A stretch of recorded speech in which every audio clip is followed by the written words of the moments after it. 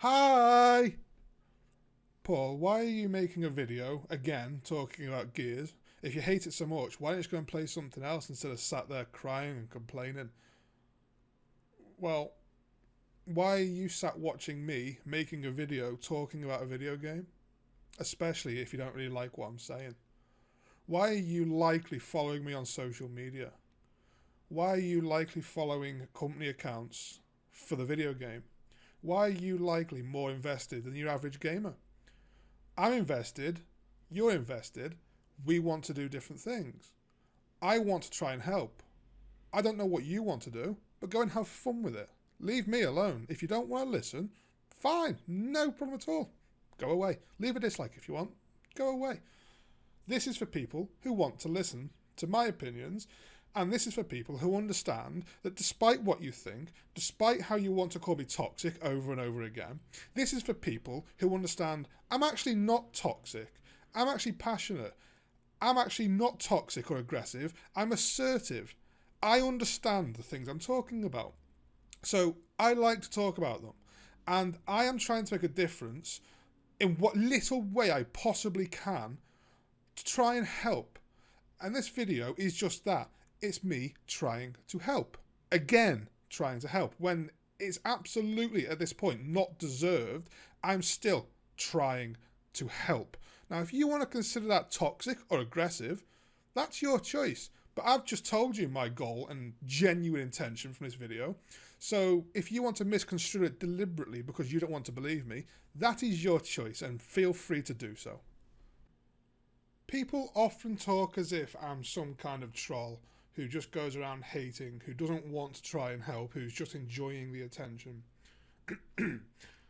Look at your screen. I knew when I applied for that job, I had zero chance of ever getting that position. I knew that. But I didn't apply for that as a joke. I was dead serious about trying to get that job. Because if the miracle somehow happened that I could get that job, I wanted to do everything I possibly could to try and help make a difference. Because I felt that I understood our community. I felt I understood all the little bits of feedback that were always being given. I understood how they all come together. I understood why we were getting the feedback we were getting. I understood what changes needed to be made because I understood how the community felt. I was prepared to have a complete career and life change to try and help. So please don't sit there saying that I'm just going around hating and complaining and being a baby. No, I was prepared to make a life-changing, literally life-changing change, trying to take a job, to try and do whatever I could to try and make a difference to help. A troll would not be doing that. A troll would leave a few comments, maybe quite a few comments in fairness, to try and get bites. Then a troll would get bored and go do something else. A troll wouldn't sit there for literally years learning how games work on a mechanical level. They wouldn't sit there for literally years engaging with the community to try and understand them. A troll wouldn't do any of those things. Somebody who's trying to help absolutely would, and that is exactly what I did. Now, please keep that in mind whenever you go to make a stupid comment or a stupid assumption. As I say, I applied for that job with zero expectations of ever getting it because I'm underqualified. I completely 1,000,000,000% get it. I'm underqualified. But that's on paper. I still feel that if I had the qualifications, the paperwork to say, yes, I am amazing, I can do this. Irrespective of that, I'm convinced I know exactly what would need to be done in that role. I've been unofficially involved with the community for years, like around 19, 20,000 people. I've been there open for them every single day for years, talking to people, helping people as best as I can, trying to understand people's problems to the best of my ability, learning the game, as I say, on a mechanical level to try and understand what people's frustrations are, why it's happening, how I can relay that onto developers. I did all that. Somebody who is toxic and aggressive would not be doing that, would they? So I mentioned about that job application, not for the sake of throwing it out there, but because of this tweet. Now, to be clear, I have zero issue with Shawnee. I think he's great. I think he's such a nice guy, down to earth, and I've heard about his past or other games. He's such a nice person. I think he is brilliant. So the fact he's on screen now, it's not a dig. It is the example to show you why I'm doing what I'm doing, okay? So keep in mind, I've just explained my reasoning for why I wanted to be in that role, to why I thought I'd be good in that role. And then I see I'm not going to name them, you probably know who I mean.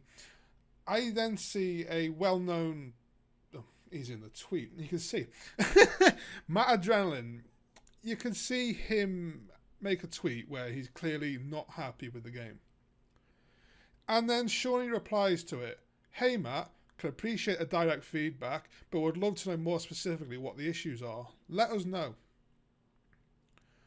I seen that and I was like, you're taking the piss.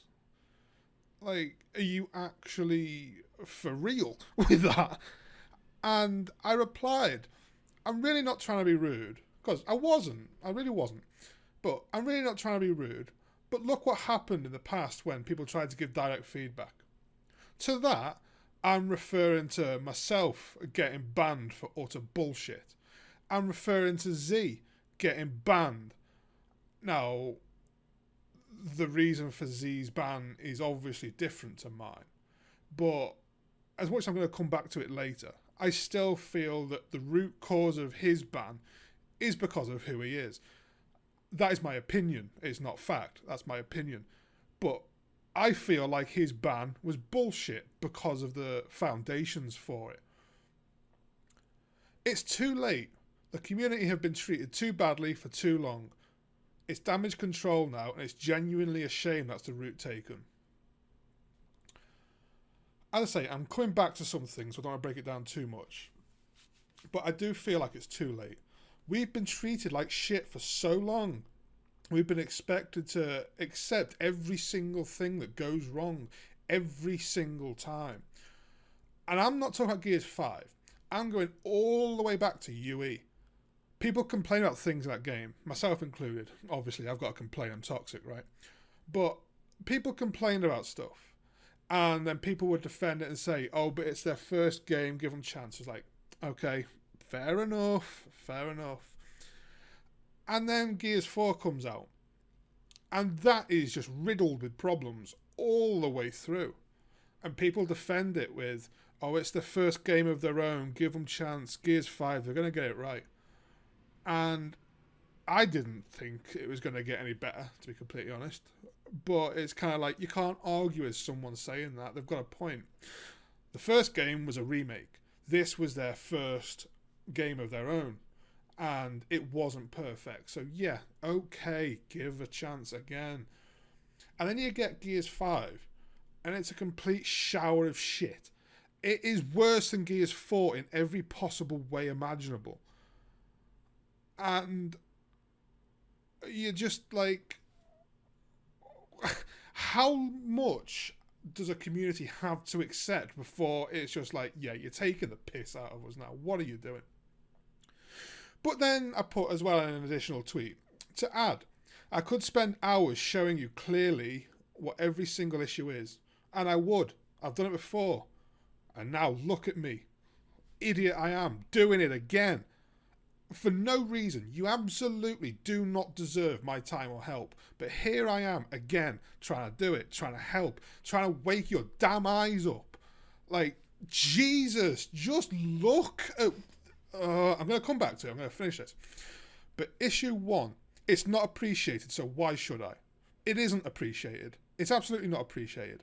There was a point with a former developer, yes, it was appreciated, and I appreciated him. I respected him. But right now, no way. You try and help people to make things better, you get banned. That's how you thank people who have spent hours upon hours upon hours trying to help you. You ban them. That's not appreciated. So why would anyone in their right mind try and help you? I'm not in my right mind. That's why I'm trying to help you. Issue 2.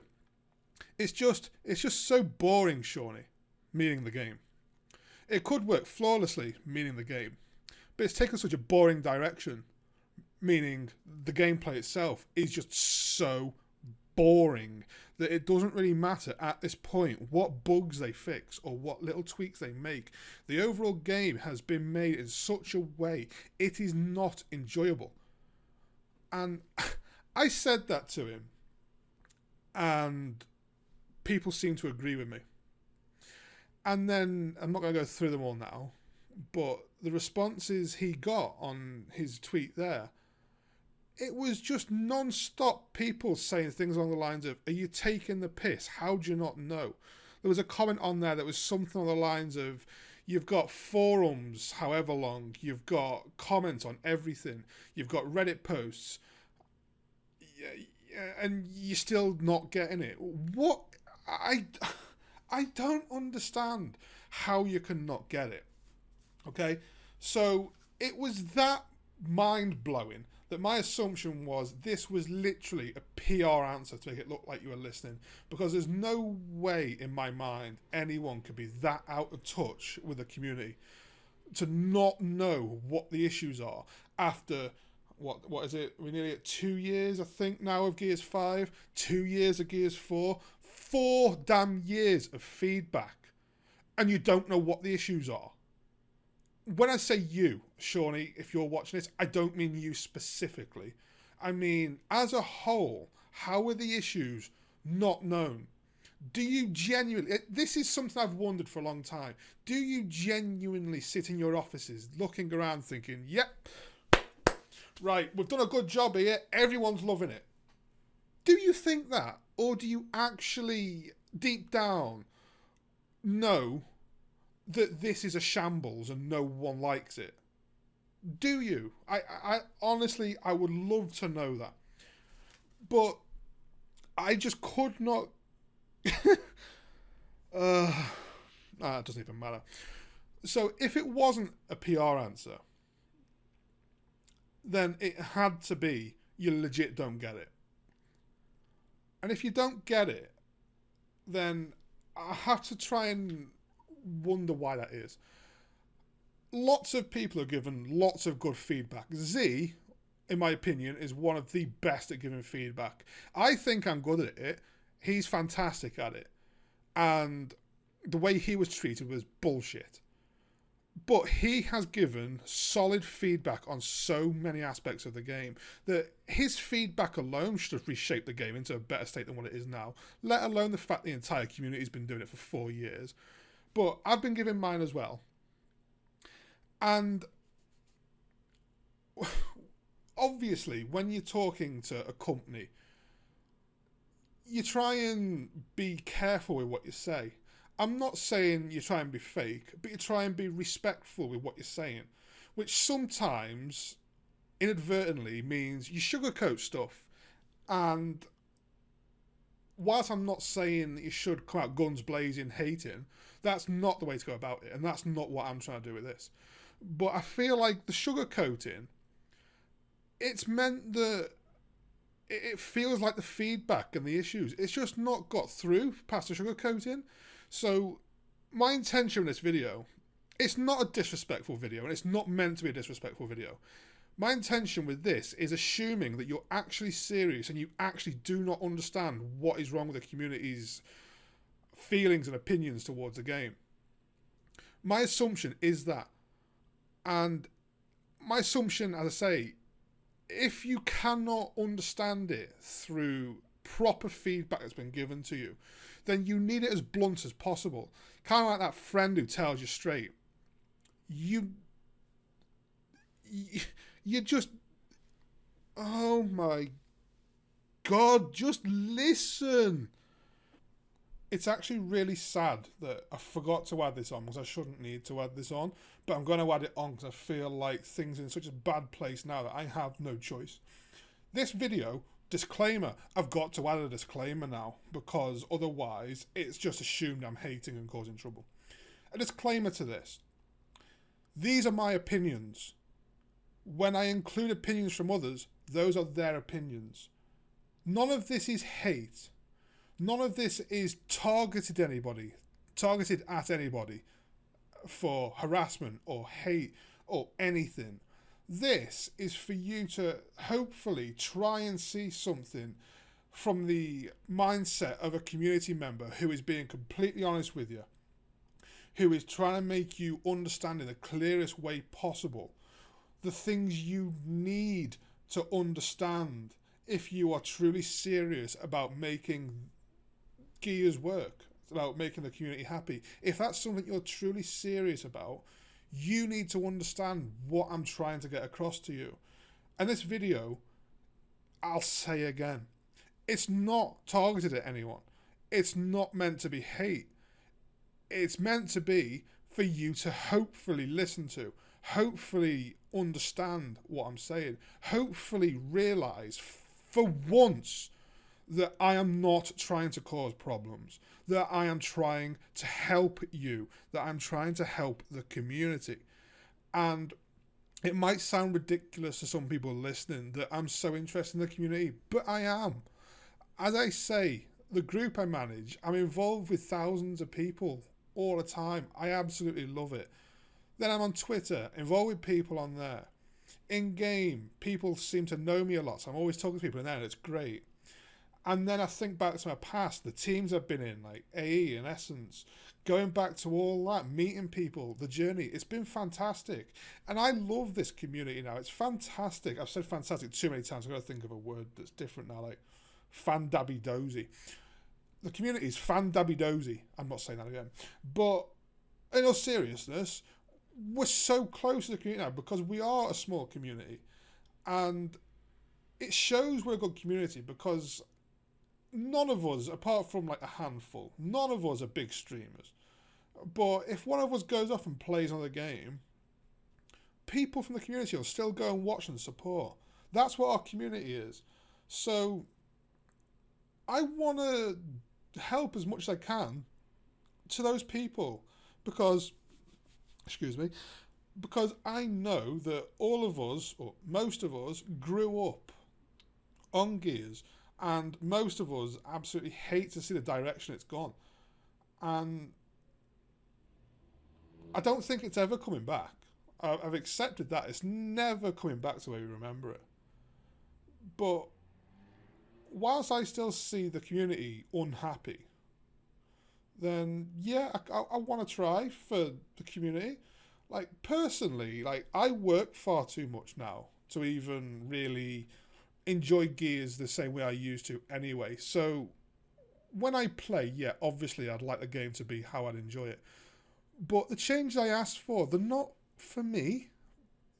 The changes I asked for are because I know, not I think, I know the better for the game and what the overall community would enjoy. So again, to finish off a long disclaimer, this is not hate. This is not targeted. This is to try and help you because it seems, based on what I've just read from that tweet, that you don't understand. So if you're truly looking for detailed feedback, then this video is detailed feedback. And yes, it might be very blunt, and yes, you might not like hearing some of it, but it's the truth. This is the truth about how people feel.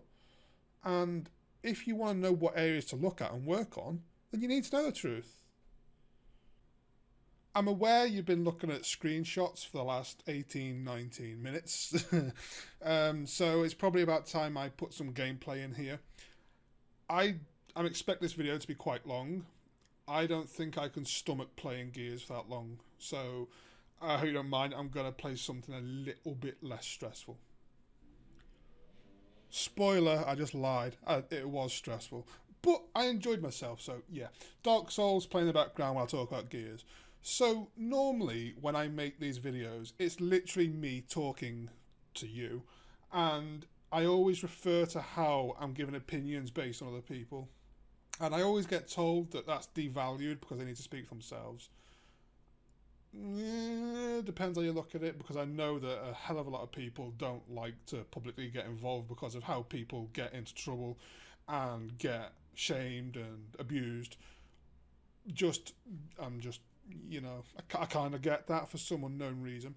But yeah, a lot of people often don't want to get involved with things, even though they've got opinions that I see publicly. They don't want to be in a video. But this time, people have had enough that much that I did reach out and I asked some people for their opinions, because obviously I'd seen that tweet where they seem to be wanting feedback and they seem to not be understanding.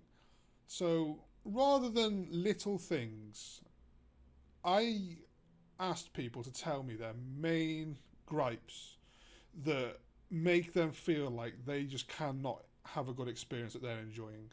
Not to go hating, but to look for some sort of pattern or just some main area of focus, the bigger picture for why people aren't enjoying it. So, for a little bit of the video now, you're going to be hearing people's opinion from the community. Not me, I'm going to shut up for a bit. So, this is their time now. This is other people's opinions. One issue I have with Gears of War is that I find the removal of the skill ceiling and skill set being reduced extremely unenjoyable for Gears of War. I understand wanting to bring in more people for the franchise and wanting to have a larger community, but removing skills and lowering the skill ceiling for the game is not the way I think the franchise should have gone. Look at movement and wall bouncing. People say it's sweaty and it's pointless, but it was a viable skill to learn for Gears 2 and 3, more so in 3. With limits put onto movement and wall bouncing, it has become null and void to use it. Shot delay has crippled the gameplay. The lack of health regeneration punishes players for using the skill that they've learned and improved upon over years of playing the games, and now we have to bot walk to feel like we can actually play the game. It's ridiculous. Movement is no longer a factor in Gears of War. It's slow and it's way too easy to hit your targets. Removing skill and mechanics from a game is never a way to go about creating balance for a game, unless these mechanics are bugs and not intended. Gears has always had a steep learning curve, and I personally hate to see it being removed in favour of bringing in little Timmy and making him feel good at something that he realistically shouldn't be. Not everyone is a world champion, not unless you work and improve yourself to that level. Hey everyone, my gamer tag is Cookie, and my top 3 issues with Gears of War recently has been shot delay, map layouts, and the ranking system. But without going into too much detail, I believe shot delay has completely ruined any form of bouncing, movement, or consistent gameplay while playing Gears. It's just dulled down to either bot walking or camping. The map layouts, and I think Nexus is a really good example of this. The boom shot placement of Nexus, if one team wins that position, holds frags, holds down boom, you pretty much just lose a round. Round the back of where boom shot is, if there was an open doorway at either side, that would lead to 3 entries or exits in return towards boom shot, would allow for more counterplay, more flanking, etc.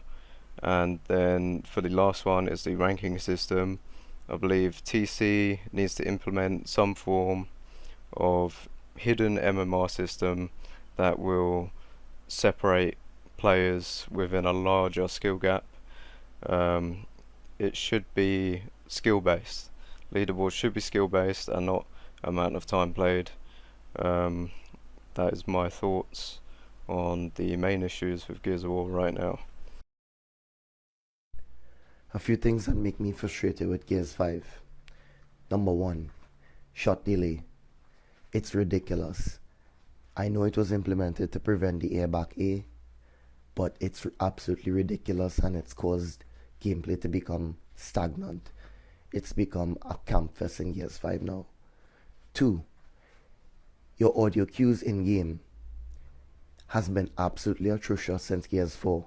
No one can hear any enemy approaching from behind. to this day, Gears of War 3 has been the best in terms of audio files and making sure that you can hear your enemies properly. Sometimes you can't even hear the talk bow. 3. Stop listening to every single random player who jumps into the Gears 5 franchise and then tells you what to do and what not to do. The vets have been here the longest, and we've kept the game alive between 2011 and 2016. We know what we've been talking about, so when you want feedback, talk to the people who actually play the game and not the casuals. So for me, the biggest things I dislike about Gears of War 5, the social playlists. I hate how all playlists are combined into one thing now. It's really frustrating to have to continuously sift through the playlists that I don't want to play to find the playlists that I do want to play. I don't like that we have bot backfiling in social anymore, as bots just tend to ruin clips and lancer you down from across the map over and over again. It's annoying enough with players doing that, but with an AI who's not going to miss a shot, that's just awful. Nasher balancing still feels kind of off to me. It just feels like it's either going to one hit or it's going to marshmallow, and there's no in between. Our content has been pretty lackluster since Operation 5. I really thought Operation 5 going forward, the game was going to be in a really good place, but it feels like Op 5 was kind of just a one-off, and now we're getting the same old, in some cases even worse. There was a time period with Gears 5 where I wouldn't spend any time away from it, or just Gears in general, but now I really feel like I can't get away from the game fast enough. I don't want to play Gears anymore, and as it being my favorite franchise, I never thought I'd be in that place, but I'm definitely there now, and it sucks to say.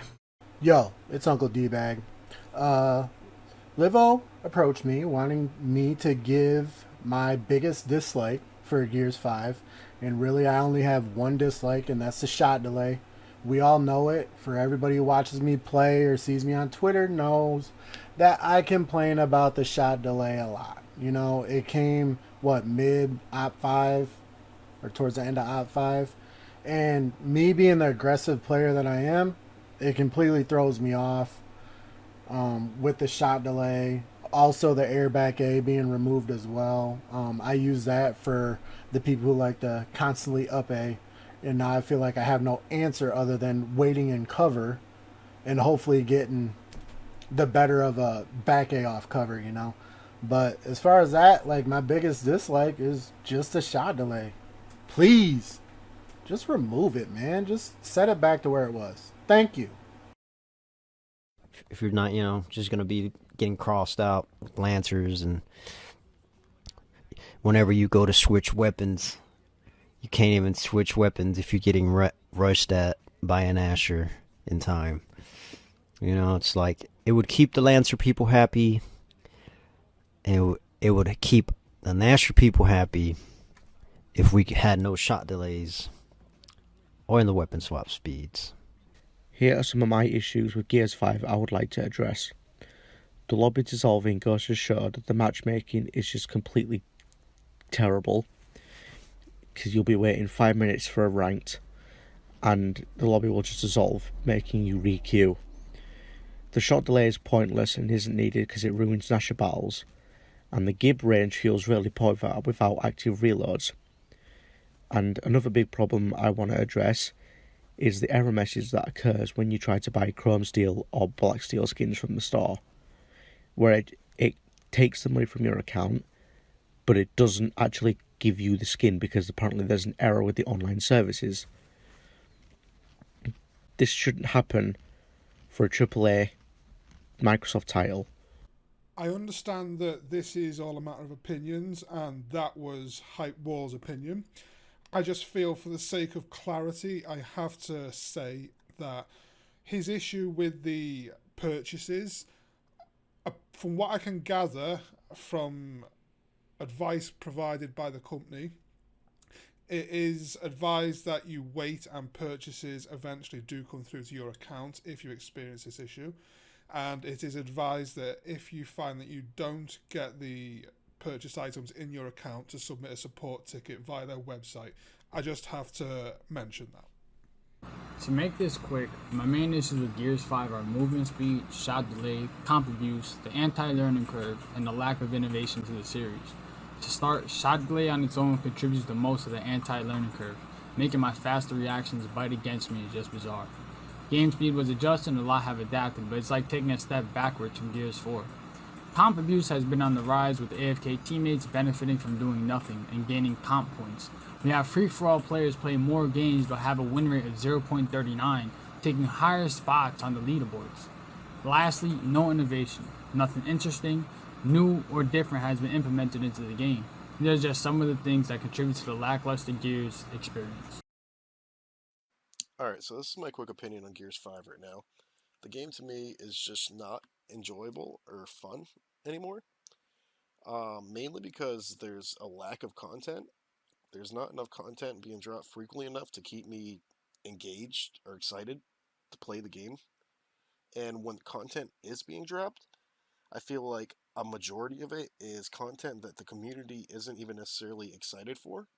I'm not sure where the devs get their feedback or where they're looking for it, but I feel like it's pretty clear what the community asks for, and we're not getting a vast majority of what we are asking for. The second thing is the current tuning. It's created a meta in the game where it's people are just constantly bot walking, and the game feels very skillless in a way. There is no skill gap anymore. It's just very, very frustrating and boring to play, unfortunately.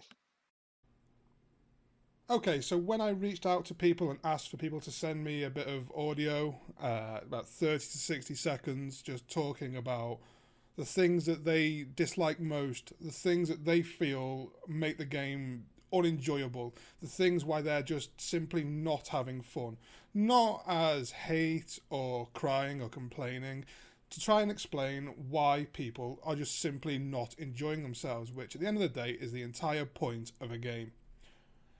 I did ask for, as I say, 30 to 60 seconds, and Stevie Wonder, you may have missed the mark slightly with 5.5 minutes, but I want to include it all, and I'm sorry to others who I did limit you to 60 seconds. I am sorry, but I was sent this, and I just could not ignore this. I want you to listen to what he says, and I want you to think as you're listening to this. Imagine you've just got in after a day at work, you're tired, you want to play a game. Imagine this being the experience that you have straight away. Just keep it in mind, and then I'll talk about it at the end. Morning, Damo here, aka Stevie Wonder. I'll try and keep this under 60 seconds, if I can. Shout out to Livo as well for putting this lot together. So yeah, first thing, stuff I've not liked since launch, the Blood Omen. It's just too intrusive. It's like a fucking butcher's apron. You know, just red everywhere. Red. Nope, don't like that. Aim assist. It's out of this world. Oh, it was, should I say. Everything, it just felt like I was a magnet, you know, like a fucking homing pigeon. Everything just stuck, and I just didn't like it. I didn't like when sliding into cover and the camera flips over to the opposite side and you had to readjust every time. Yeah, didn't like that. And the ranking system, constantly de-evolving. It's never worked, and it's just a shower of shit now. Yeah. So, but yeah, things that currently bother me. Shot delay from a cover slide, and I don't mean when you just slide into cover and hit the cover. When you cancel and you try to do a bit of a bounce, I don't like that. Shots either not registering, or when you press RT and literally nothing comes out. At times it feels like the Nash is full of bird feed. Yeah, so I don't like that. The connection, it just doesn't feel right. It hasn't, especially over the past few weeks, well, a couple of weeks. Whether that's down to ping or, being put on wrong servers or the netcode or lag comp, or a combination of it all. But best way to describe it is on Gears 4, you could physically see when people were lagging, glitching from here, there, and everywhere. Whereas on Gears 5, you rarely see it. And I don't know if that's just lag comp doing its thing. I don't know. But yeah, Boom Shot seems so inconsistent, where sometimes it hits and doesn't kill, but damages, or you shoot and you physically hit them directly to the body, but it carries on travelling straight through.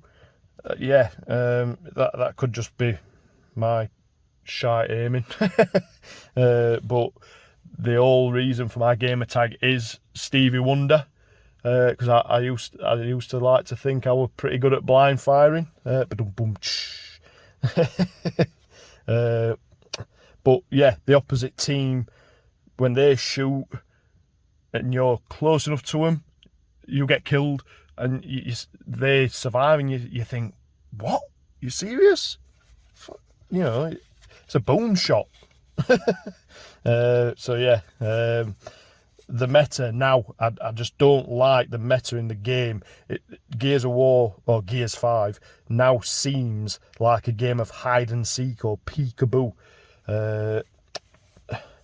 where if there was such a thing now as poke, that where before you'd have a nasher off, if you like, you get the down after 4 or 5 shots. Now it's 2. Sometimes it feels like 1, and I know it isn't, but it feels like it. So yeah, I'd like to see more poke. And I'm not a game developer, so I wouldn't know how how you do that. But I know that it's possible, because you used to be able to do it on Gears 4. 1, 2, 3, 4. So yeah. That's that. Lastly, I am sick to death of bumping into scumbags who think it's okay to chuck nasty shit out in game chat or on the forums or whatever, whether it's stuff about kids or racial slurs or just absolute fuckeries. I'm sick to the back teeth of it. It's fucking disgusting. I've played it since 06 Gears. I'm not the best at it, but I've played it since release in 2006, and I'm all for trash talk. It was the best part of the game at the very beginning. A bit of teabagging. I'm 35 now, so I don't tend to do that too much now. But people say some nasty fucking shit, and I am sick to death of it, because they won't say it in real life to your face, because it's just not the way to conduct yourself as a human being. Simple. But they get behind the keyboard and they think they're fucking Johnny Concrete or something, and it's just beyond me, and it needs to stop. So yeah, that's 5.5 minutes.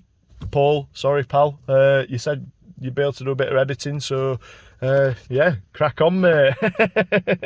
Cheers, pal. I really did not want to edit any of that out, because this is the sort of thing, I know when we're giving feedback, we tend to be, that's an issue, I want that changed. That's an issue, I want that changed. And yes, they are valid issues that you want to see adjusted, and I completely get that, I do that myself. But I feel like what's missing is the bigger picture. And that bigger picture is the overall experience of what a player has, okay? So imagine, as I say, you just got in from work, you're tired, you want to have a few matches, and then you're going to go to bed or whatever. You sign in, and something he left out, but I'm going to add in because I know it's valid. I'm going to add this in. Let's say your matchmaking time took upwards of half an hour, which happens. That's not a rare thing. You spent all that time to find a game when you're tired. You get into the game. You're already bored because you've been spent so long looking for the match. The lobby's probably dissolved about 500 times up to that point anyway. But you actually get into your match. You load in, and the game's laggy. Already, that puts you in a bit of a mood, because it's like, here we go, can't just enjoy it. And then you find that your teams aren't balanced. Now, personally, which obviously I'll go into later in the video, but personally, I like the way it is now in terms of the not skill based. I like that, but I'm going to go well into the detail later, but ignore that for now. But look back the way the ranks used to be, where it was +2, -2, where an Onyx could get with a Masters or a Silver. That's how varied it was. Imagine that was your experience at that point, because that's what a lot of people had, and that's what a lot of people stopped playing when it was like that. So you spawn in and you start playing, and you realise there's people camping behind walls. That is universally known as being boring. It doesn't matter what game it is, camping is known as boring. It's always frowned upon. Then you get shot at, and you feel that the omen is too intrusive for you to enjoy the experience. Keeping in mind that during beta, that omen actually made people ill, according to their claims. That was fixed, although whilst this is kind of a grey area, unconfirmed, I've got a friend's partner who says she still gets headaches when playing because of the omen. But irrespective of that, at first, that omen was making people ill. But still, that style, whether it makes people ill or not, that style was frowned upon by most people. We still have that. Still have it. Yes, we've got a simple version, but it's still very intrusive. So you've already had a bad experience up to that point. And then, this doesn't really apply as much now as he mentions in his little chat there, but the aim assist, back in the day, when a game first come out, it was so insane that it didn't matter how good you are, you were getting hit because the game practically did the aiming for the other person. So skill wasn't rewarded. There was no point in getting better at the game. And then you find that you try to take cover and your camera glitches out, faces the wrong way, makes you look at a wall, gets stuck. And this is something, I'm not sure if this is exactly what he's getting at, but this is something I mentioned to a former developer who was working on the tune-ins. On previous Gears games, if you took cover, you were more likely to take cover on the edge of a cover, so you could transition into an easy up A around the cover to keep on with your fluid piece of movement. On Gears 5, you are very much more likely to slide near to the centre of the cover. Then you're going to have to sit there, shift along, and then transition into your up A manoeuvre, or whatever you're going to try and do. I'm not literally saying up A is in to go and shoot someone. I mean up A is in terms of the literal piece of movement to get around the map. That is what I feel like a lot of people are getting stuck to walls with. So I'm kind of assuming, I'm sorry if I got it wrong there, I'm assuming that's what you meant by the cameras. And then he's got fed up of whoever is camping, so he's decided to try and make a push. But we've got a shot delay now, so if he tries to make that push, he is already at a disadvantage and the person camping is already at the advantage, because the person who's camping has no delay on their gun, whereas the person who wants to try and make a push, if they use any form of movement, they have a delay of 0.150 seconds, which does not sound like a lot, but in Gears, a game as fast-paced as Gears, that is a lifetime. And whilst, yes, it's a quote only 0.51 of a second, that, how do I word this? Most people don't wall bounce by doing one slide. They will combine that piece of movement to try and reach you, and then they will shoot you. So you've got that entire time while they're chaining those bounces together to make up that distance where they cannot fire because they are sliding instead. And then when they get to you, they still have to stop to shoot you. They still have to wait to shoot you. And all this time, the person who's defending has got all that time to be shooting at you. And you've only got to land 2 shots with this tuning, and you're down. But you still, as the aggressor, which is, I'm trying to go back to his experience, I'm getting off track. As the aggressor, he is unable to make that push due to the shot delay. So then he actually somehow finds a different way to the camper, and he's got a power weapon such as boom shot or even his Nasher or whatever weapon it may be, and he fires. It should get a kill. It doesn't. It's inconsistent. And then he finds he's not got that kill, and then the other person, their weapon seems to work flawlessly, turned round or does whatever and one-shots him. And then, to top it off, at the end of the match, he gets some... I will show again this later in the video because I've got an example for it. But then at the end of that quite unenjoyable experience, he gets told some very inappropriate things about his young child. As a player, what is enjoyable about any of that experience? Now, it doesn't matter about all the feedback people give. It doesn't matter about anything at this point. That is the experience a player had from turning the game on to finishing a match. What part of that sounded fun? Any single aspect of that was an enjoyable experience where a player would think, I'm having a great time. I can't wait for the next match. I'm going to stay on all night. I don't care how fast time goes. Let's do it. Is it possible that in the very first round, that player is already bored and just wants to turn the game off? This is the sort of thing. It's all well and good, people giving feedback. And yes, I don't want that to stop. But the feedback, it's always in drips and drabs, which I do. I'm guilty of that. But you need to put all the feedback together and understand why people are saying it. That is the experience overall that those catalogue of complaints result in. That is the experience. That is why people are fed up. That is why people don't want to play. That is why people are constantly on at you. That is why people are bored. Listen. Okay, I am actually really sorry to all the people who I asked to stick to 60 seconds now. That was really what I wanted, but I'm adding this in now after I've already... So when I'm editing now, I'm already past the hour mark. I'm past reading people's comments out, and I've been sent this from Potty Snatcher, so I kind of wanted to include it in with all the talking that people have sent to me of their thoughts. It is too long for what I wanted, but I want to include it because if someone's gone to the effort of telling me what they think, I don't want to then be that guy that says, I'm not including your thoughts, you know? Especially when I've asked for it. So here's what Potty Snatcher thinks. He makes some good points, same as everybody else has. I am going to cut part of it out though, dude, because you did talk about somebody in the community, and you weren't hating. I completely get you weren't hating, but I kind of don't want this video to seem in any way like a call out, even though I know it wasn't.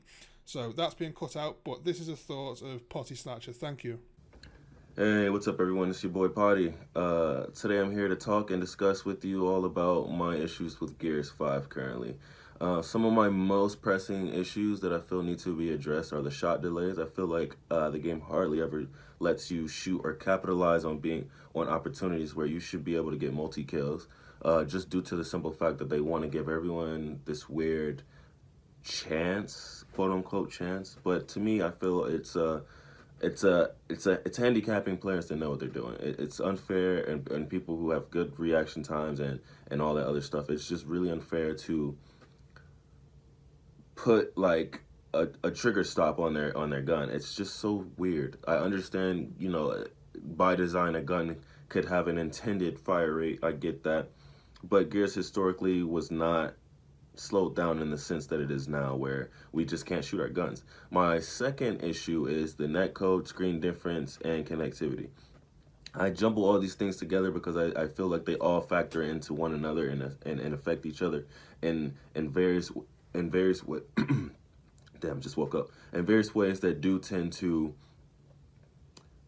just have all type of inconsistent effects that just vary. They just vary. You know, you shoot a guy point blank, you don't do any damage to him, but a guy barely, you know, walks into the gib range and somehow you're one shot or you're gibbed. It's just things like that that don't make sense. Or, you know, the kill cam. I know by now most of us should know that we shouldn't trust the kill cam. But regardless, why is the kill cam showing anything that we can't trust? Why have the kill cam at all if what we're seeing isn't representative of what's happened? I'm tired of seeing myself get killed by a guy who's looking all the way over there somewhere, and I predicted this, and you see me go all the way over there somewhere. So the guy's aiming that way, I move this way, and he's basically shooting at a wall over there, and I'm on my way to China on this side, and somehow I still die. That happens way too often. Getting hurt when it's very the game is showing you that they're not hitting you, it's very aggravating, very frustrating, and shit like that should not be in the game. Sorry for my language. Um, one little thing I want to touch on before this gets too long. I'm gonna try to leave it under 3 minutes. Sorry, Livo, and thanks again for having me, man. One more thing that really truly bothers me, and it still has something to do with the net code and connectivity, is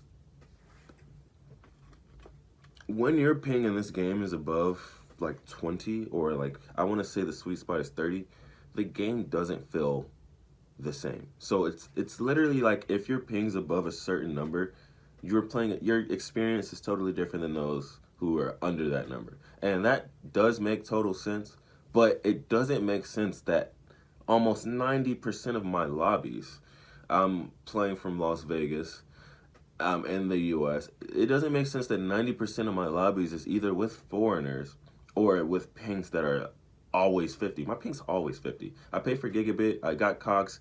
You know, I did everything I could. I've had them send out texts to just make sure my connection is as top tier as possible. And I'm still getting these 50, 50, 50 every match. That's got to be explained. That's got to be broken down. And Coalition, stop adding features to the game that you don't discuss. I'll never forget how you guys patched out like a health buff or like some type of, damage mitigation that was given to players who were on cover. Shit like that needs to be announced and broken down so that players can fully understand the game. We'll never get a full grasp on the game because there's so many secret little mechanics like that that we don't even get told about. I still sometimes feel like that is probably patched back into the game because there's still times where I shoot a guy on cover and I'm point blanking him from behind or whatever the case may be. The guy doesn't die, he reacts and kills me. If I were able to shoot more than once in quick succession, I wouldn't have as much trouble killing the guy. But because the game stops you from, oh man, I missed my shot, let me shoot another one, you're fucked every time. You're fucked every time. Imagine getting into a 2v1. You're shooting two guys, bro. You can't even really defend yourself because the game itself isn't designed to allow you to defend yourself. Anytime you're in a situation where it's you versus a team and you're not getting help, you're at a disadvantage. You see that when you slide, you get killed anyway. So you probably just learned to stop a long time ago. But people who have been playing since Gears 2 and 3, they know that bouncing was the thing you wanted to do. In fact, rolling was probably the one thing you never wanted to do, really, except for like those really tight situations where obviously you needed to roll. Sometimes rolling fluke on a fluke helps more than just an intentional roll. So honestly, I think rolls should be more viable. Games like Rogue Company and other games where you can roll, the roll serves as more of a dodge. The animation, the speed, the timing of it reacts to your button pressed down and at a speed where your character jerks and you can actually move out the way of something. In this game, it's so slow. The startup is so slow. The actual slide speed is so slow. Even when you're rolling, it's so slow that no matter what you do, people just stop and then shoot where you're gonna go. Oh, you're rolling? Okay, I'm just gonna wait for you to come out that roll. Bam! Like, that's annoying. It's not fun.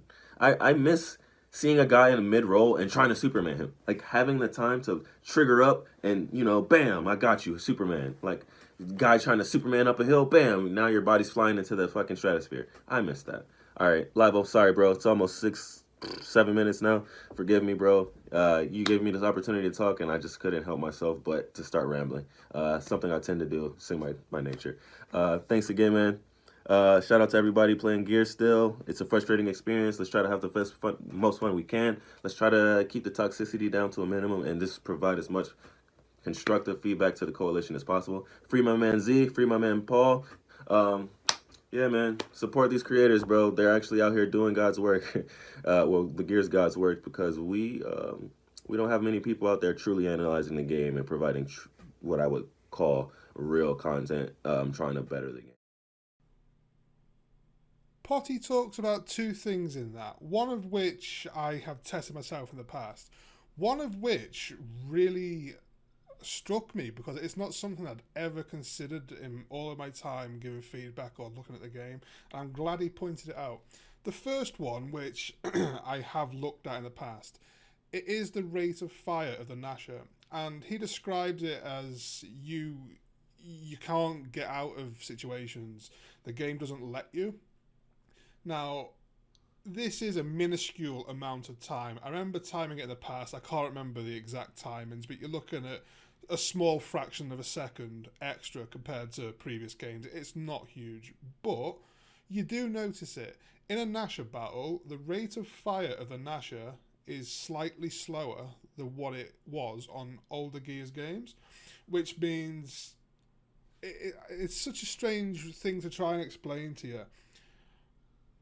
Let's say you're in a Nasher battle, you take your shot. Let's not even say you missed. You've took your shot and you need to take another shot. You have to wait longer before you have to take that next shot. Now, this isn't a shot delay in the sense of what we've all been talking about. This is the rate of fire of the Nasher, and it makes the whole experience feel slower. It forces you to take your time more, and I am glad he mentioned that because it's something pretty much nobody's ever spoken about on Gears 5. It's like everyone's felt the Nashers, like the Nasher play has felt different, but no one's been able to put the finger on it. I do believe it's the rate of fire for the Nasher being just that little bit longer that people feel, and it doesn't feel right. There's something about it. It makes the whole experience feel sluggish. But the thing he mentioned in his comments there, the thing with the rolling, now, I'm aware that it's called misrolling now. Like, people consider it to be an accident. And yeah, like, most rolls I do is by accident. I don't think I ever roll deliberately. Most of it's trying to get off a wall that I'm stuck to, or whilst I'm wall bouncing, if I've mistimed it or misjudged a slide, I'll roll. And I could be mistaken here, so please don't hold me to what I'm about to say. But if I'm remembering correctly, they kind of wanted to punish the misroll, so that if you roll, you just kind of pay the price for it. And I think, if I'm not mistaken, that's the reason why it is slow and why it is easy to get hit whilst doing it, because it was seen as a punishment for rolling by accident. But what he said here has made me think back. Well, not even think back. Think about it. The roll, it's not called a roll. It's not called a misroll. It's called an evade. So, what other game do you... I'm playing Dark Souls right now, for goodness sake. That's all about timing your rolls to get out of the way of things coming at you and obviously parrying all the stuff. But in terms of the rolls, you can time a roll perfectly on this game, if you're not shit like I am, and just completely avoid damage. That's the whole point of it. It's an evade. On Gears, you're meant to be pressing that to evade. That is the intention of it. That's what it's called. So, whilst I get it that they wanted to try and punish misrolling, what it's literally done is add a punishment to an intended feature of the game, evade. If you want to use the evade feature, you're going to go slowly and likely going to get hit. I can't believe I've never noticed that before. Thank you so much for pointing that out. That's another thing where it's like there's so many punishments in place. Any single thing you do gets punished. There's another one. Thank you. I really appreciate everybody who sent me something in there. Nobody had to, and quite a few of you did, and I appreciate that. Honestly, yes, it would have been nice if more people had, because of how much feedback I see indirectly. But then I was talking to somebody who's quite vocal, who I will not name out of just respect. I will not name because he is concerned. But does anybody else see the extremely big issue with what you can see on your screen right now? What is wrong with people politely talking about their opinions and giving their thoughts and feedback? In this video so far, what has anybody done wrong? Nothing. Feedback isn't doing something wrong. It's giving your thoughts on it. And that doesn't only happen in the gaming industry. For example, I don't know, let's say you were to go on holiday and you wanted to review your hotel. You could go on to TripAdvisor when you get home and you could leave your thoughts. And then that hotel, if it was worth anything, would look at that feedback and it would use that to know where it's doing well and where it needs to improve. What we've got now, it's... Can you imagine if that happened and you got back off your holiday, you gave a negative review that was perfectly fair and all of the things you said would genuinely make that hotel better if the staff or the owners, whatever, was to implement some of your ideas into improving the experience for their customers, for their guests. Can you imagine if, despite the fact you gave that company some valid feedback, you were to then get barred from ever staying there again just because you'd done it? It sounds absolutely ridiculous. You could never imagine it happening in the real world. But now, in the gaming community, or in our community seemingly specifically, people are terrified to talk about how they feel about the game or their enjoyment with it. Because, well, seemingly and clearly, people are concerned about getting unfairly banned. I could go on with it, but that's the main thing. You've unfairly banned two people who were doing nothing wrong. And in turn, now your entire community is terrified of saying what they think. Is that what you were after? Was that your goal? You wanted everyone to just be quiet? Because that's what you've got. Well done. Well, when I say that's what you've got, no. The people who are vocal, the people who are very dedicated to trying to help, have remained vocal. And that won't change because these people, myself included, we know we're doing nothing wrong. So the people you're trying to silence, if that was what you were doing, which I feel like it was, were not silent. The rest of the community, they are silent because they are terrified that you'll ban them for no reason. Is that truly what you think of everybody in your community? That's a question. That's not an allegation.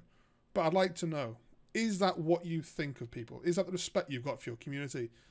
That you want to scare the hell out of them so they don't even tell you what they think? Because that's what you've done. Well done. Very well done. I understand that some people aren't very confident talking, so a few people have asked me to read out their thoughts for them. Obviously, the person I'm about to read first, he's not shy. He's just broken his mic because he's an idiot. But this thought here, this is from TSU Silent.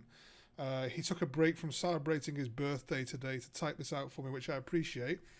And he has said, my main issues with the game all relate to the tuning, the delays, the nasher damage, and the movement speed. The delays speak for themselves, pointless and unskilled. Limiting other people in what they can do decreases the skill gap in my opinion. Nasher damage and the movement speed are related. Everybody is slower, so it's easier to land shots on someone, and the Nasher being a two-shot down weapon from pretty long range, there's barely any chance to outplay someone in either 1v2 situation or after you get unexpectedly hit by someone. I find it unskillful as it is hard to miss something that is so slow, and also there are no proper Nasher fights as it's mostly about who either shoots first, resulting in a big gib or two-shot down. This next comment, I didn't get permission to include their name. I asked everybody. I said I forgot to ask this person. I'm really sorry. So just in case, out of respect, I will keep your name anonymous. But your thoughts were lack of maps. Multiplayer is always off. Everything is too easy. Nothing takes skill when you can literally blast me away from 490 feet away in a single Nasher shot. Reuse content all the time. Bad company practice not telling people why they were... I probably should have read this first. Awkward. Bad company practice not telling people why they were banned. The game's just boring. As I say, I'm sure you probably wouldn't have minded having your name in that, but I'll keep it out regardless. Thank you for sending that. Personally, I think it's important that when I get my feedback, I do it from multiple sources to make sure that it's not biased. So in this case, I've now moved away from Twitter and gone to a different platform, Facebook. Obviously, for blatantly obvious reasons, I am not going to be showing people's names or full names and pictures. I will simply give first names and that's that. But these are the thoughts sent to me via Facebook. Where are we? The other thing were already mentioned by others. Things that ruin the experience are shot delay, slow movement, aim and weapon swap tuning, inconsistency in the shots due to high or low ping not working out. I'm guessing that means non-existent ping compensation. Lack of actives in main weapons. Actives in Nashor should solve most of the 99% shot. Lack of power weapon. Lack of power in power weapons and of classic weapons like the Hammer of Dawn, Mortar, one shot. Okay, so for clarity at the end, he did send me audio, but it was in Spanish and I didn't understand it, so he sent me that via text. Thank you for that, Orlando. Christopher says, I feel like the matchmaking is terribly unbalanced and competitive. I'm like rank 11,000 in control and I'm only being paired up against sweaty top 3,000 players while my teammates are complete bots. Steven says, they strayed away from what Gears 4 comp was. Pretty solid fast movement and a shotgun that wasn't a sniper. It definitely was more inconsistent though. But the shot delay is so bad on Gears 5. Movement seems almost useless, lol. The one-shot range is ridiculous, and getting down from far away by watching two pallets connect is so aggravating. The skill is just sucked out of the game, in my opinion. Thank you, Stephen, for your opinion. We've got quite a big comment here from Tyler. Tyler says, the absolute main thing that upsets me and made me stray away from Gears play... Well, I can't even read it. Sorry, Tyler. The absolute main thing that upsets me and made me stray away from playing Gears 5 multiplayer is how they changed the whole tuning, almost changing the meta, as one would say. The slowed down movement speed for wall sliding drastically implemented a shot delay after each cancelled wall slide, and the shot registration with a 99% in one hit, whilst the other person gets the gib on me. Now, because of all the mechanical changes, the gameplay is more slowed down rather than being fast-paced. Definitely not how it used to be back in GAL 4. Most people play passively now because of this and don't take cover whilst playing on pillars on Foundation mid. It seems like TC is punishing players for doing skillful techniques and aggressive gameplay and rewarding playing passively and almost hiding camping. Oh, well, this is hard to read here, man, sorry. Also, while ignoring feedback and implementing the new tuning while only considering the opinions of players that were playing the beta testing game mode before launch, meaning that the players that took the time to play the beta tuning, GM. I don't know what GM means, sorry. Beta tuning GM more than the standard one at the time, were more opinionated and also more likely to give positive feedback on the said tuning. That's what frustrates me. Is TC is listening to everyone in the community, but I'm sorry, I'm awfully reading this. That's what frustrates me is TC isn't listening to everyone in the community, but only the part of the community that supports what TC wants to do no matter what it is. Too long didn't read. TC ruined the game, 99% of the way of course, because the negligence from the community while making changes to the game that changes the current meta. Tyler, you made some good points in there, and I absolutely destroyed your comment by some awful reading. I hope you can forgive me, but I was on a night shift last night and I've not slept yet. But I appreciate the long comment, and thank you. So I have told Nikki I will include this for her, but none of this is really anything I have any knowledge of. I am assuming that she's more from the side of the PvE side of it, more into cosmetics. I'll include this for you, but I can't talk to it. I apologise. I don't know anything about it. But Nikki says, they said everything is earnable except the exclusive items and each tour's items. New to the game and want a cool skin you've seen someone else use. Tough. Huge dislike for me, choosing between Dell and JD. This isn't Mass Effect, Bioshock, or other games which make you choose game-altering choices. It's Gears, supposed to be dark, gritty, tough. Also, Horde is too easy. Thank you, Nikki. Hopefully that gets noticed for you. As I say, PvE is not any of my focus. I apologise. Carl says, Nasher delay. Why should players be punished for using cover to gain advantage? Shot delay has never been a thing for 14 years, so why now? Also, I came back to Gears 5 late and I am unable to have certain weapon skins. When the last operation has ended, can TC not put weapon skins that were out in a certain operation up in the item shop? They could and would make money. You're better with words, Paul, so by all means put this into your own words. No, I appreciate that, but this is your words, this is your opinions. I want to see what other people think so I can prove it's not just me having these thoughts. I want to show it's a collective feeling. But thank you, Carl. Unless I'm mistaken and I find another one later, this is the last comment I have been asked to read out. And this one is from Matt. Shot delays, slow weapon swapping, poor service for such a title. I'd keep the movement as said, I do prefer it now. Miss 5v5 as a standard though. Gears as a title need to go bigger and better, not smaller. Still a poor variety of maps, in my opinion. Also, thank you, Matt. And thank you for everyone who sent me their opinions. I know I did a bit of talking at the start, but the video's just passing the 1 hour mark now.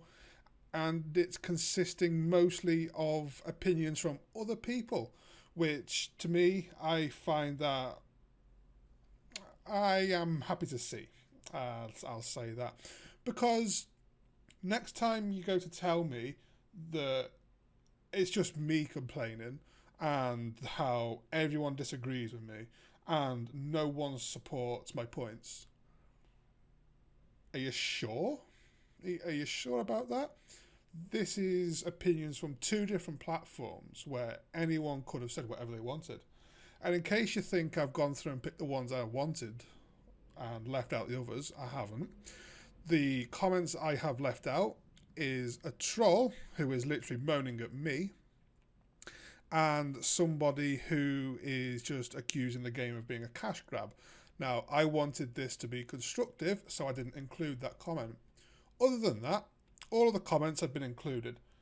And personally, from listening to the message that was sent to me and reading the comments that were sent to me, it seems like there's a clear trend of people hating shot delays, which, yeah, I kind of seen coming. Slow weapon swapping, people seem to be saying that a lot. I disagree with that. Obviously, like, I'm trying to give other people's opinions. I'm not trying to, like, talk them down, so I'm not going to shit on the comments. But there are things I disagree with that have just been said to me.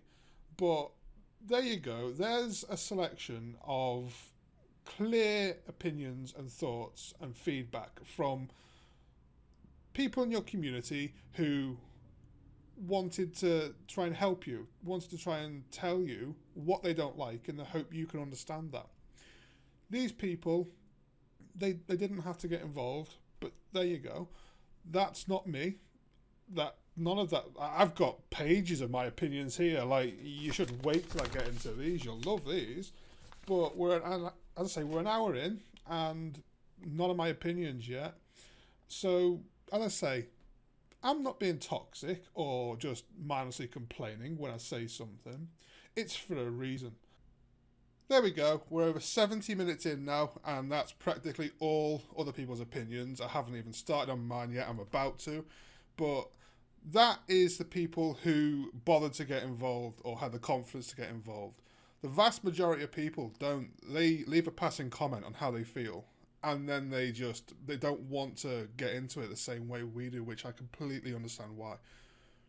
Can you imagine just how bad the overall opinion is if you were to include all those people who don't get involved like this? Can you imagine it? But at the start of this, I I did say that the reason for this video, it's not to shit on TC, and I stand by that. It's still not to shit on TC. It's to make you see as clearly as possible, this is how fed up of the crap people are. And hopefully you're starting to see. If not, I'm going to be as blunt as I feel I need to be, and I might be a little bit more blunt than what everyone else has just been just now. I apologise if it's not something you like. I do, but I don't think you've seen it if I don't do this. I do intend to make a few examples in this, because obviously I need to support what I'm saying.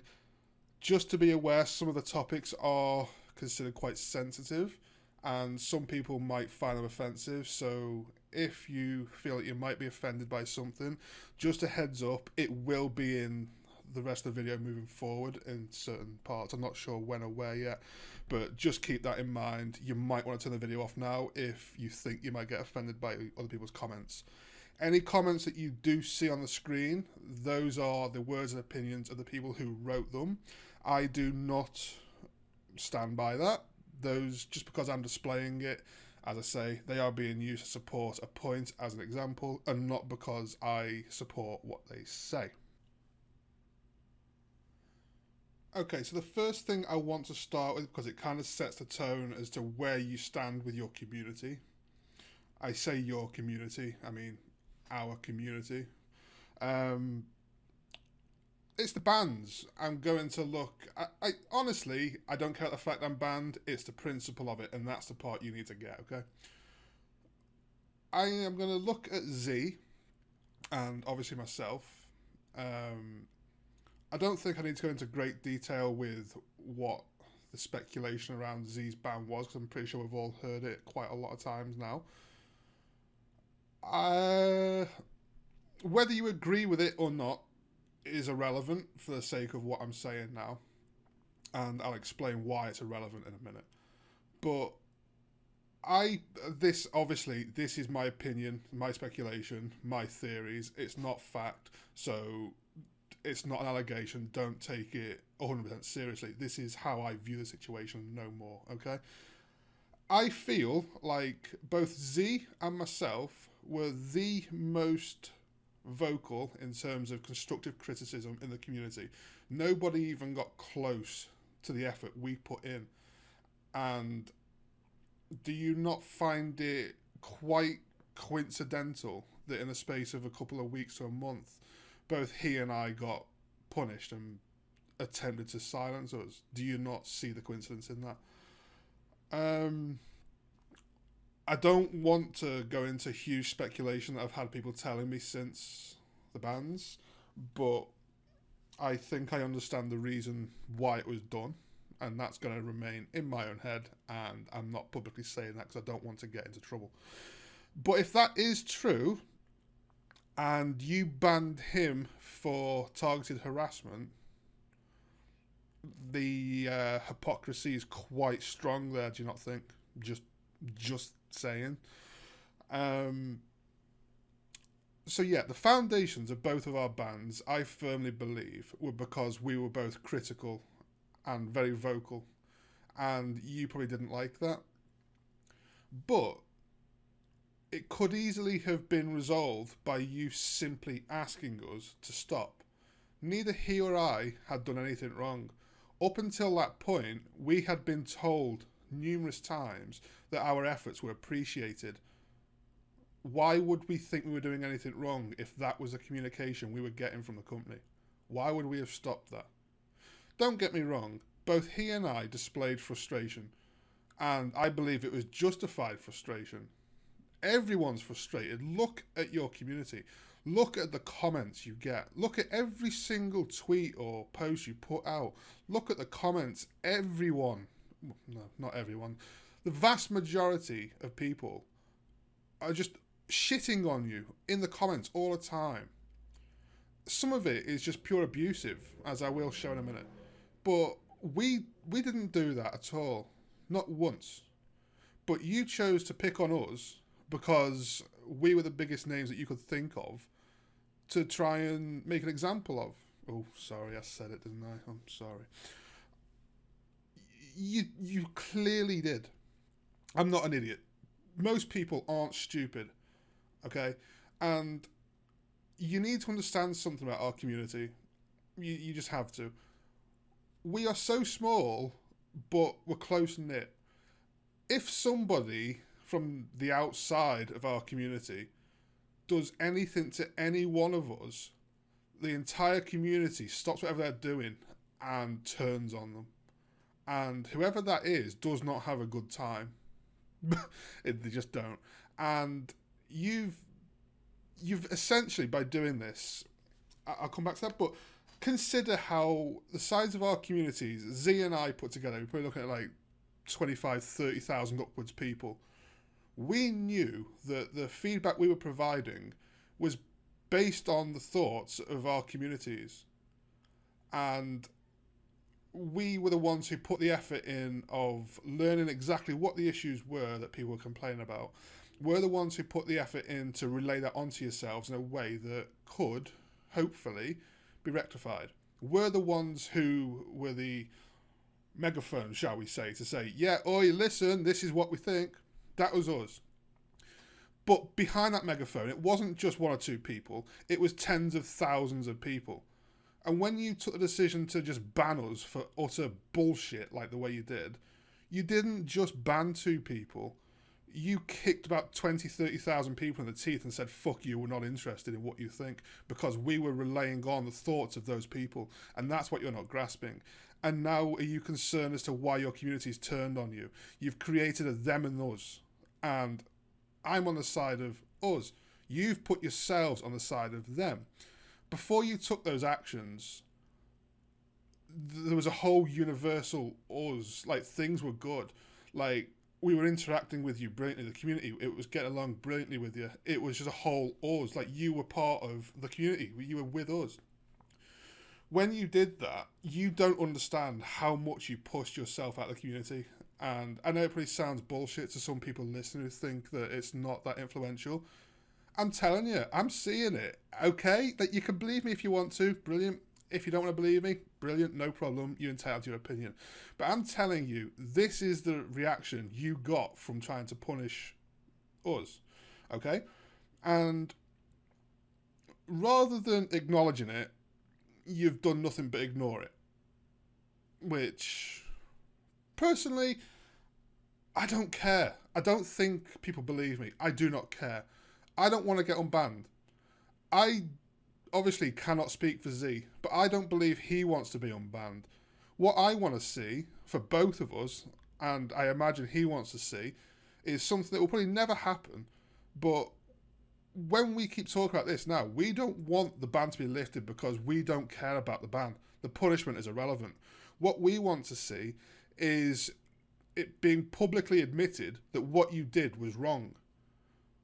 We want a public apology because we've both received a lot of public backlash due to the bans. And the longer it goes on, the more respect you are going to lose for your community, and I don't think there's much respect left. Excuse me. So, you've got to keep in mind, okay, you didn't ban 2 people. You tried to shut up 10,000s of people. Tens of thousands of people. So, but I want to also have a look at it, okay? Either, this is the way I see it. Either you banned me for one count of sarcasm for a millennium, and you felt that was okay, or there was a hidden agenda, and you wanted to make an example of people. Again, I may have just let that slip out. What example are you making? Was the example that you didn't want people to continue? So you thought, if we ban the most vocal, people will think, right, we need to stop doing this because they'll ban us as well. Was that the plan? If so, okay, it's odd, but I can understand the logic in it. But what exactly have you upheld with that? You banned Z and then it's like nothing else happened. I have seen numerous times on Twitter people sending you examples of racism in game. What did you do? By default, you turn the text chat off. What exactly did that fix? People want to use a text chat feature, so they turn it back on. The profanity filter is either on or off. What is the difficult part of force enabling the profanity filter for certain words? Is that not just a simple thing that can be done? Is it that difficult? But apparently that's something that was beyond you, so that's not been done. So I have seen numerous people showing you examples of just outright racism on Twitter. And the response that everybody gets, if they are lucky enough to get a response, that is to send in a support ticket. Okay, not only have you seen that example, clear proof of that example that you could act on, but you then expect people to submit a support ticket. Okay. I want to again go back to Z and the way his bans began, because his ban didn't begin with a game ban. It began with like a forum ban and like for the Discord and all that sort of stuff. He was banned for comments he made about things within a Discord, if we're going based on speculation. I do not believe that his forum ban and whatever, like, all that side of it, those types of bans without game ban, I don't believe his game ban, I don't believe his forum ban come within about a day or two of him making a video. I don't believe whoever it was who reported him submitted a support ticket to then have him punished. I believe that whoever it was who reported him had connections, and that's why it got fast-tracked. Why is the priority to silence somebody making a video for discussion, but there's no priority for somebody to get banned fast-tracked for proven racism and abuse? Why is that the priority? Or is that the priority? Is that a priority, or was a priority looking for a reason to silence Z and I? That's a question. Again, not an allegation. I'm asking. But do you not see how this looks from my side of the picture? Do you get it? Do you look at it this way or not? Do you think people are daft? Or, well, some people are, looking at the comments they make, but do you think most people are daft? Because I don't. Okay? That is obviously bias. If you've got your community showing you blatant racist comments in game, you should act on that instantly if a priority is to keep out abuse. And he was, what was it he was banned for from the forums? What was it publicly displayed as? Harassment of the TC community? Are the players not part of the TC community? Are the players who are on the receiving end of all this racist or sexist abuse not part of the TC community? When they submit evidence of that to you, is that not part of the TC community showing you that they are being harassed by the players? If there were, so I'll go back again to our bans. If the actual reason for the bans were to make an example of us, then what example are you making if you're not withholding that consistently to everybody else? Otherwise, if you're not doing that, that looks like harassment towards both Z and I, and it feels like targeted bullying towards Z and I. I'll be honest, like, it seems like if you're not going to withhold it to everybody else, which would have been alright, it genuinely would have been, if that's not being withheld to everybody else, then it feels like we've been picked on. Simple as that. So, other people do see this. You have to understand other people see this. And you need to understand this is why your reputation in the community has just plummeted. Even the game issues aside for a moment, this one decision to ban 2 high-profile people, it's weird thinking of myself in that way, but it's become evident that that's what I am. So, yeah, you've banned 2 high-profile people, but you haven't been consistent with it throughout the rest of the community. You've literally picked on 2 people and left it at that. The community noticed this. The community see that it's bullshit and unfair, and the bad PR it's got you is just wild. Now, I obviously, like, there's been no communication, so it's nothing but speculation and how I view the situation. Either it was to make an example of us, or you maybe thought, I don't know, it might be possible, I really don't know, it might be possible that you thought nobody likes us, and if people seeing you ban us, that the community would then side with you because they'd find it funny that you'd punished the people who were, quote, complaining. I don't know, this is just an idea, theory. But I don't think you understand how much that would have backfired as well, because I have had people since my ban who, before it, absolutely despised me. These people have even said, your ban was bullshit, you didn't deserve it. And those people have now sided with me. Do you not see how catastrophically bad of a situation, how bad of a decision that was for your PR? Like, it's absolutely obliterated it. Now, the community, we are annoying sometimes, I'll give you that. But we're also very fair, and we don't jump on people for no reason. Now, I want you to think back a few months. I'm not going to name him, but there was an employee from TC who, I can't remember exactly how it started now. He was doing lobbies for executions to be unlocked, and it all kicked off on Twitter. I feel that I feel like the company were trying to make a point with that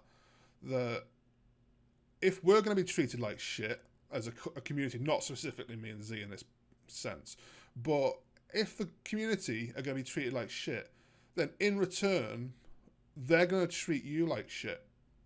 And I'm not really too interested in what actually happened with the whole executions palaver. And I just know it kicked off on Twitter. I don't think it would have kicked off on Twitter if the community weren't trying to make an example out of you. Do you understand that?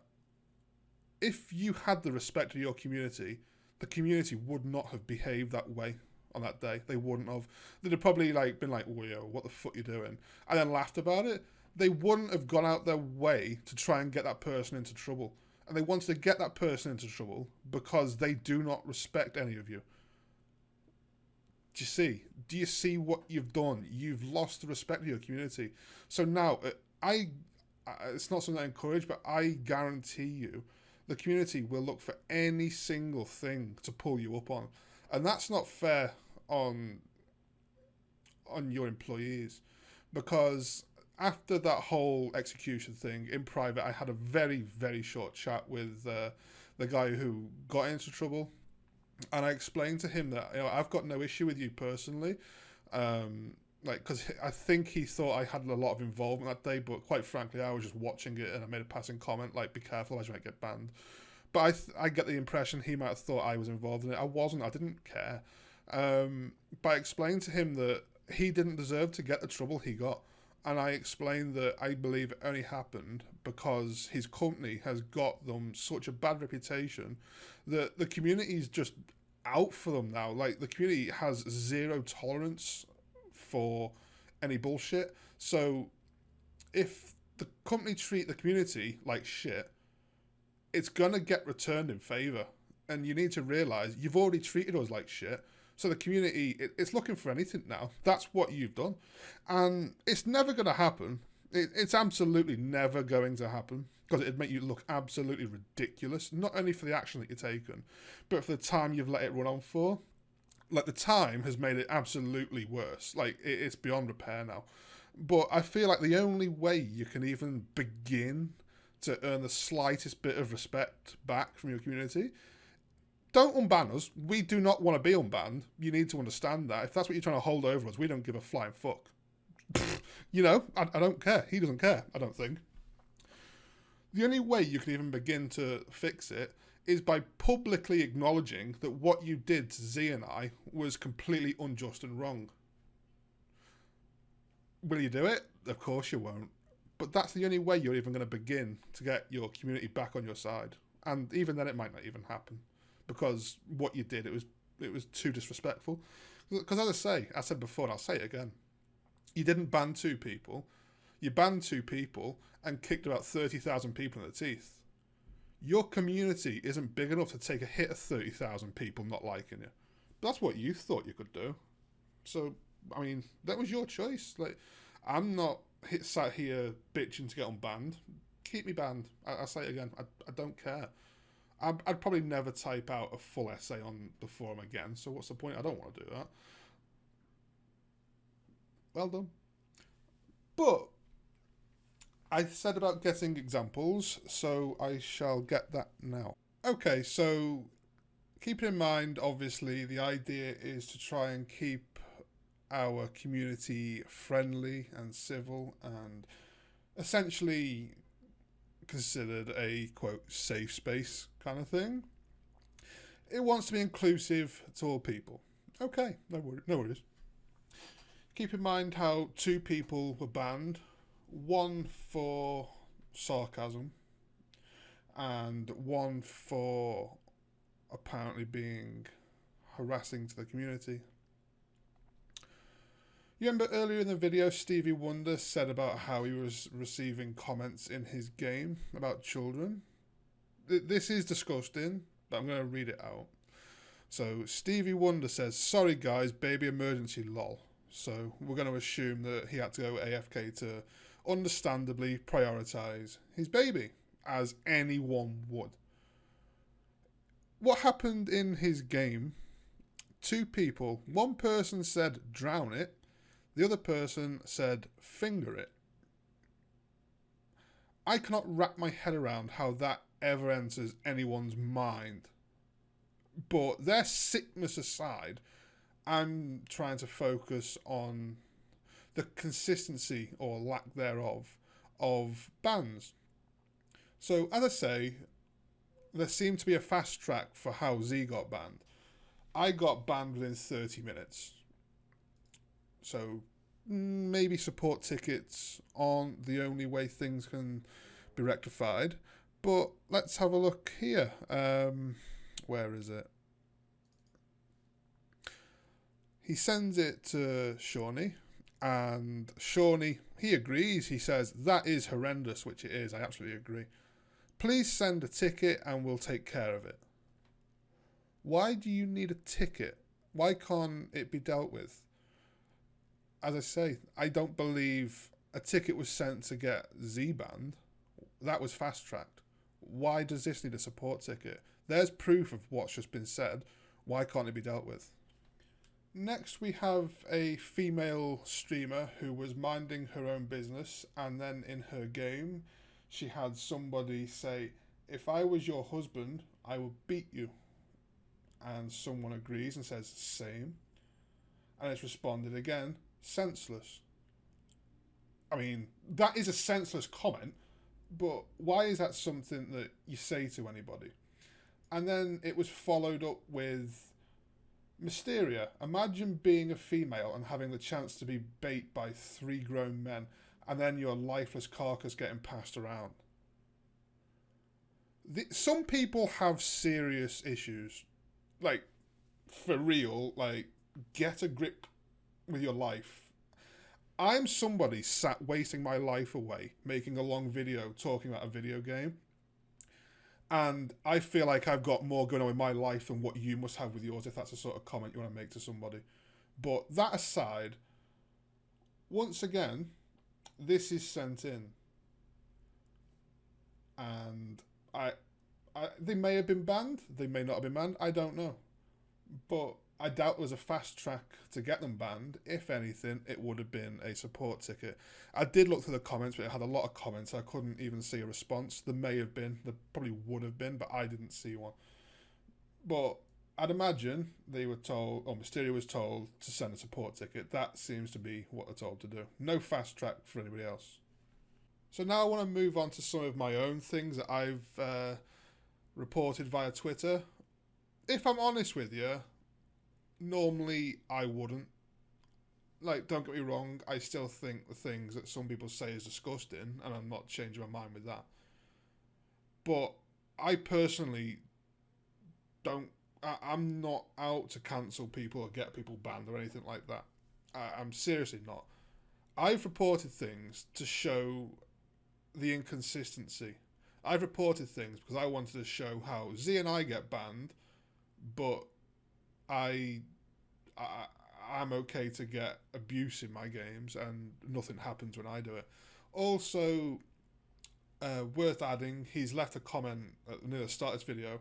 Our tactical noob, he got banned, and his game's through Steam, so he didn't even get an email from Microsoft to say that he's got restrictions on his game account. He's literally unable to sign in. He has been reporting that via Twitter literally every single day for about 70 days to make a point. I think it's gone over 70 days now.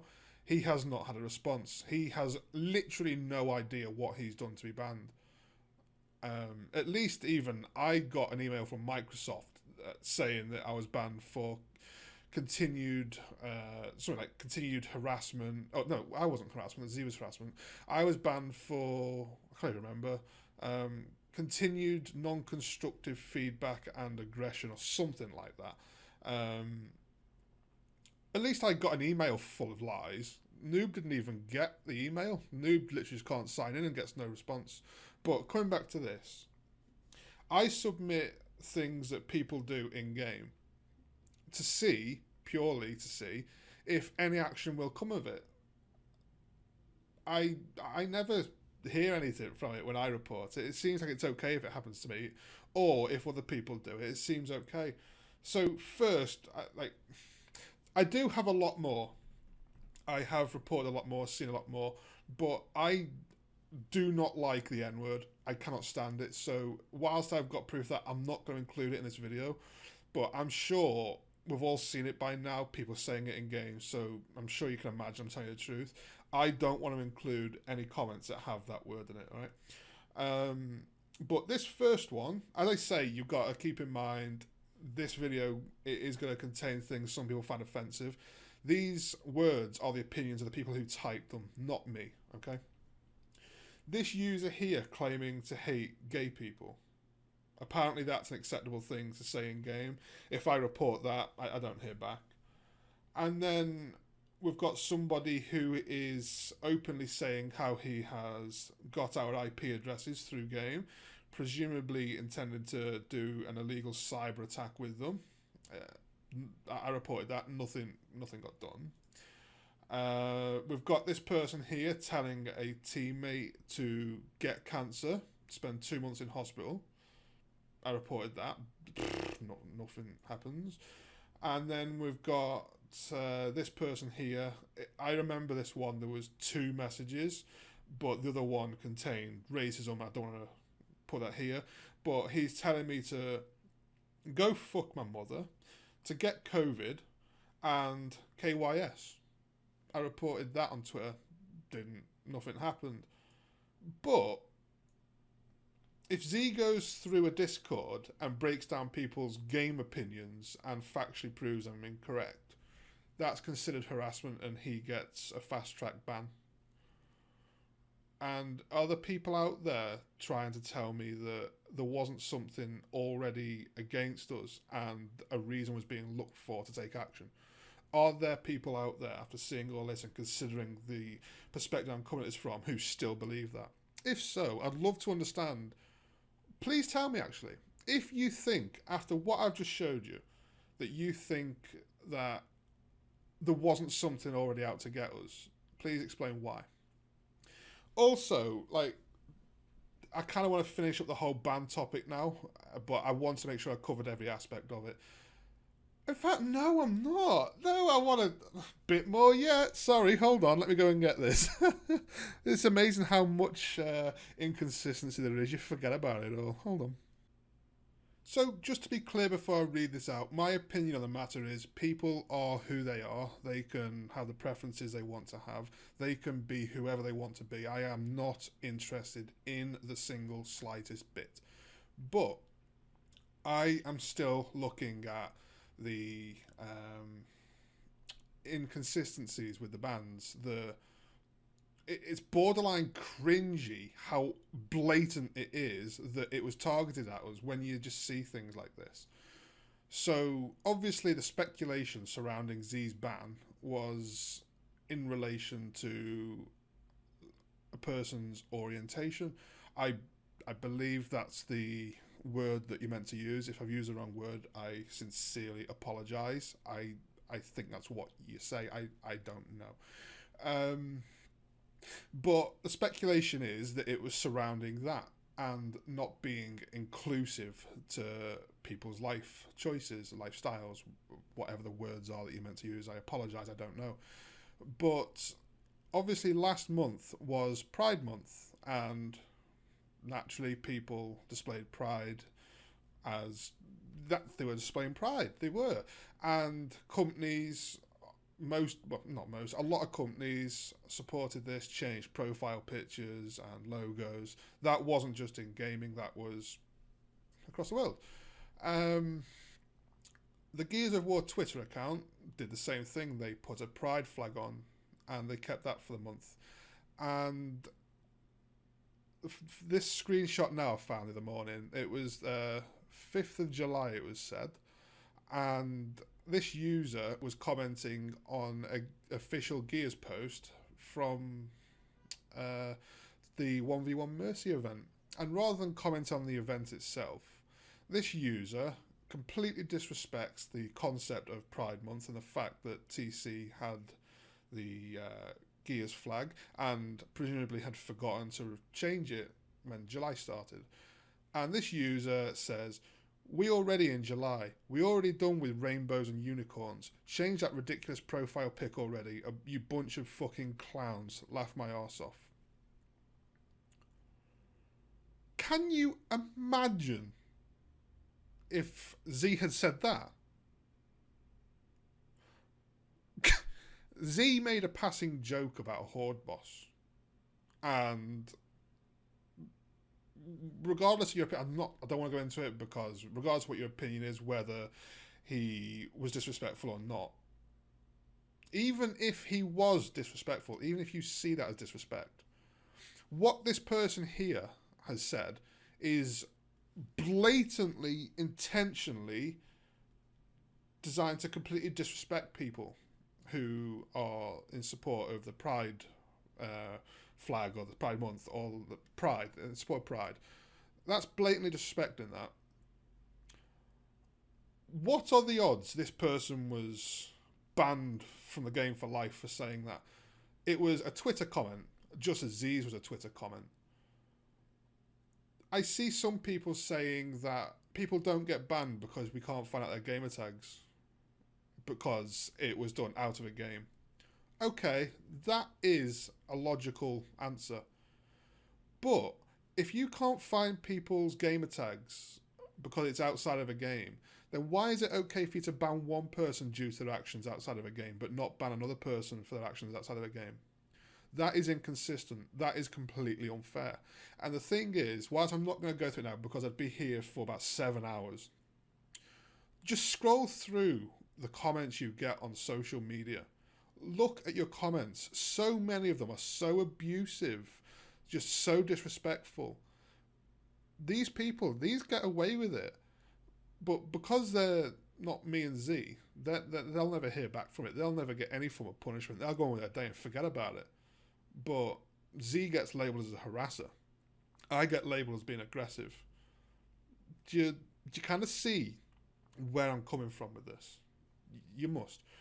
And whilst we're talking about seeing where we're coming from, I don't want to name him because obviously everyone's entitled to their opinion, but there's a user on Twitter who seems to be in favour of the fact we've been banned and refuses to grasp the bullshit behind it.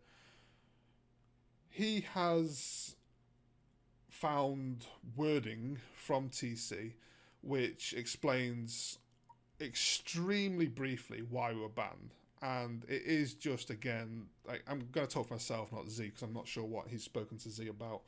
But he said to me that he's got a screenshot from somebody who works at TC saying that I was banned for continued harassment, failure to keep up the forum guidelines, and no more is going to be said on the topic. To him, that's proof. To him, that means that's what I've done. No. What if I say that's a lie? What if I say, please prove it, otherwise I feel that's slanderous? Why is that still considered true? And you got to, like, if that's the mindset you're going to have, okay.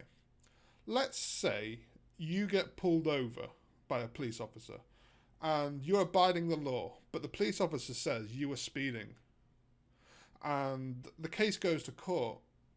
For whatever reason, let's say their speedo wasn't working, just for the sake of the point, otherwise I'd be going around the houses with this example. But the case goes to court, and the only evidence is that the police officer said you did it, and you insist you didn't do it. Are you then guilty of speeding just because the police officer said you did it? Or does it need the proof from that camera that recorded your speed to say, yeah, you did it? And there's that proof, there's that evidence that you did it. The things you've been accused of, the alleged accusation towards you, needs to be proven before you get punished. Otherwise, can you imagine how insane the world would be if you could just get arrested and sentenced based off someone saying, yeah, you did that? Can you imagine that? That's not how it works. Maybe that is the thing that's been said to you. I see that's what's been said to you, but I say it's not true. So what then? Is it just suddenly true because I said my perspective, someone else said their perspective, and you want to listen and believe the other perspective? I say, let's see proof. If there's proof, then it can't be argued with. It's called proof for a reason. That's evidence.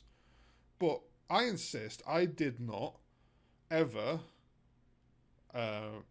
be aggressive on that forum. I insist I only ever broken a guideline once when I say accidentally, it wasn't an accident, I did it deliberately, but I didn't know it was a rule. I lazily screenshot a big wall of text and I posted it. That's the only time I've ever been asked not to do something. So I do not agree that the reasons for my ban were real. They seem completely false to me, and I would gladly have somebody publicly say, this is what you did, this is what you did, this is what you did. And if that makes me look like an idiot in front of tens of thousands of people, go for it, because I know I didn't do it. So I know you've not got that evidence to put out there, and that's why I'm so happy for you to do so. But until that, I feel like it's completely unfair that people are now able to view me as being aggressive, because that's not true.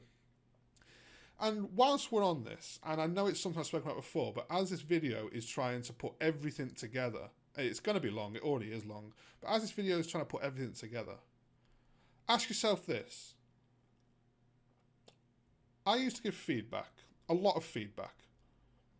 My ban says that it was partially for continued non-constructive criticism. I ask you, why is it that the developer who was making the tuning at the time, reached out to me privately and said that he was making that tuning based off my feedback that he'd been working on it for 8 months, chipping away?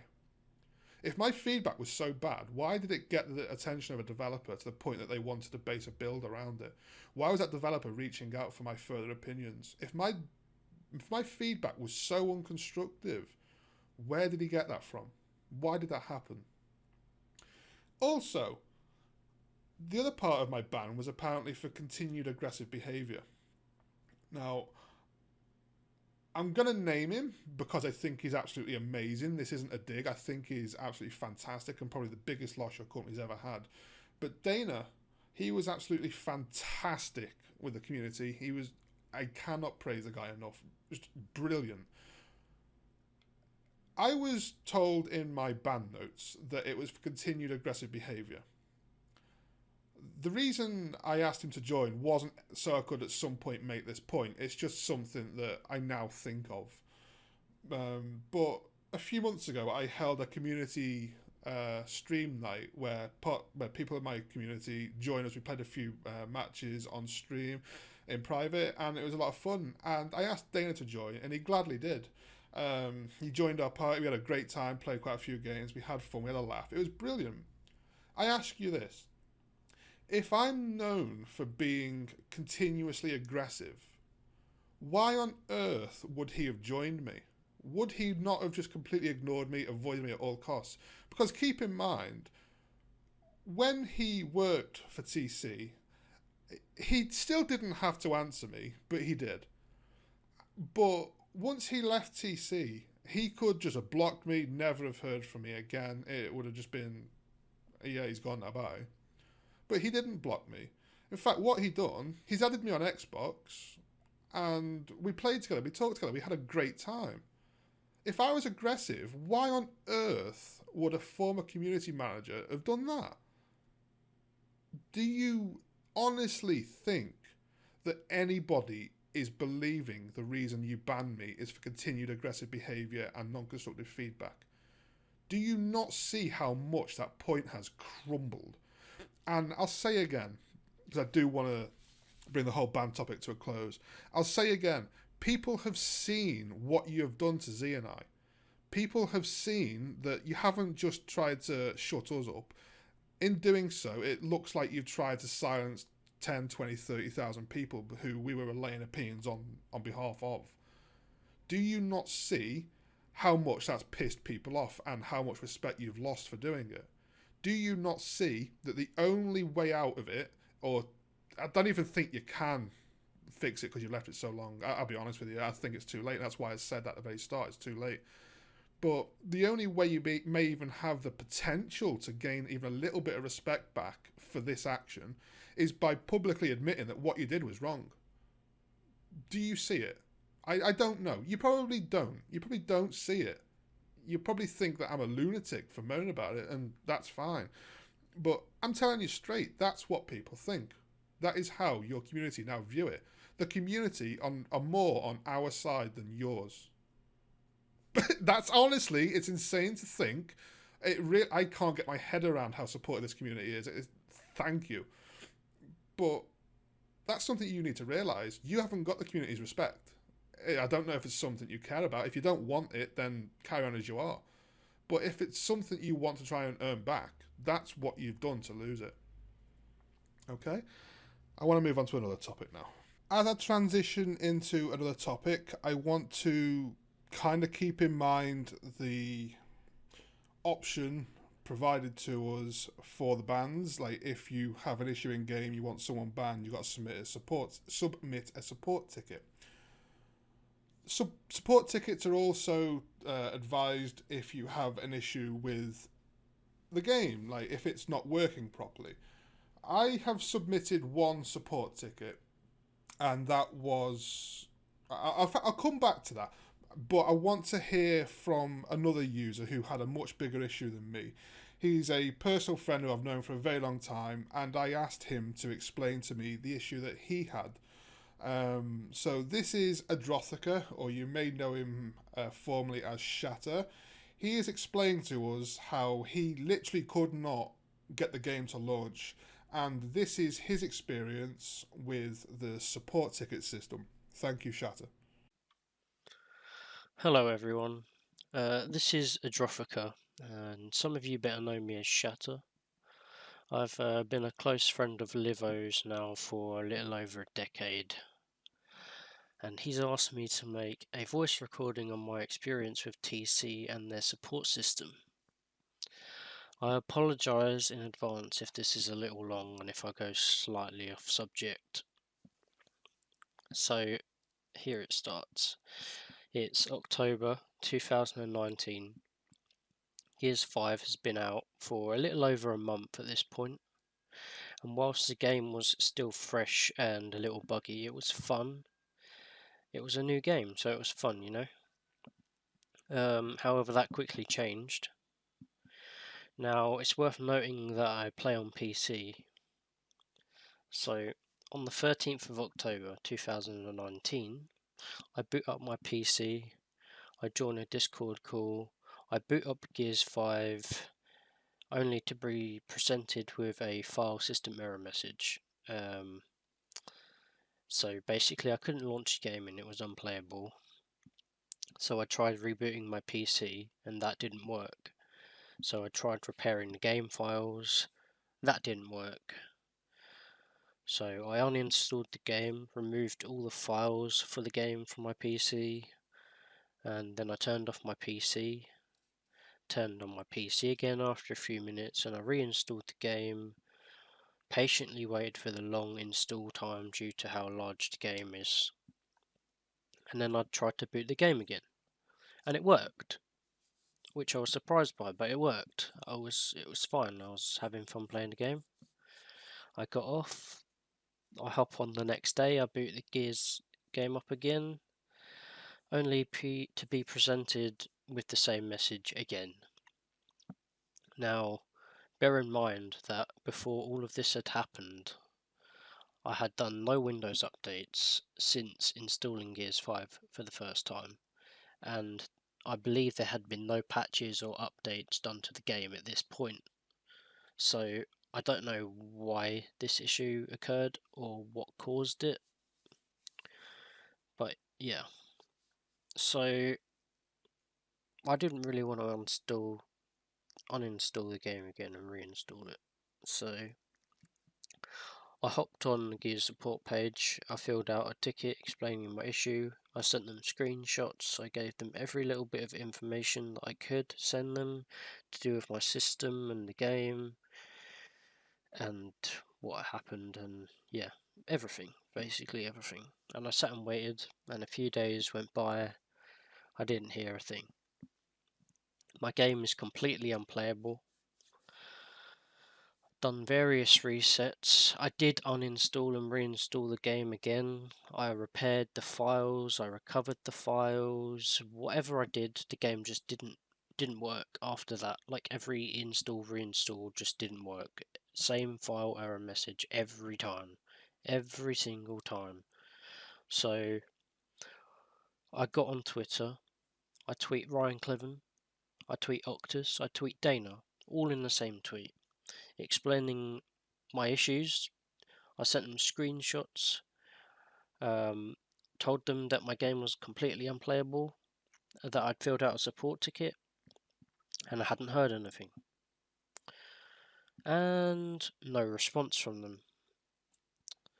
I had a look to see if they were active on Twitter, and sure enough they were. They'd been responding to people about some stupid rainbow coloured skins that people wanted in the game. So yeah. I replied on those tweets and I asked them if they could take a look at my issue, and I was completely ignored. I left it a day and then I responded to them again on yet another skin thread that they were actively replying to people on. So I made a comment relating to the skins that they were talking about, and I think it was either Ryan or Octus, one of them. They replied to me, which I was angered by and pretty shocked by that I even got a reply at this point. So I went back to my original tweet seconds later and replied to it, tagging them all again, asking if someone could help. As I want to play the game, but I literally cannot play the game. Like, I can't. Nothing, no response. This went on for maybe a week, and then I just stopped caring. I was still angered by it, but I just stopped caring.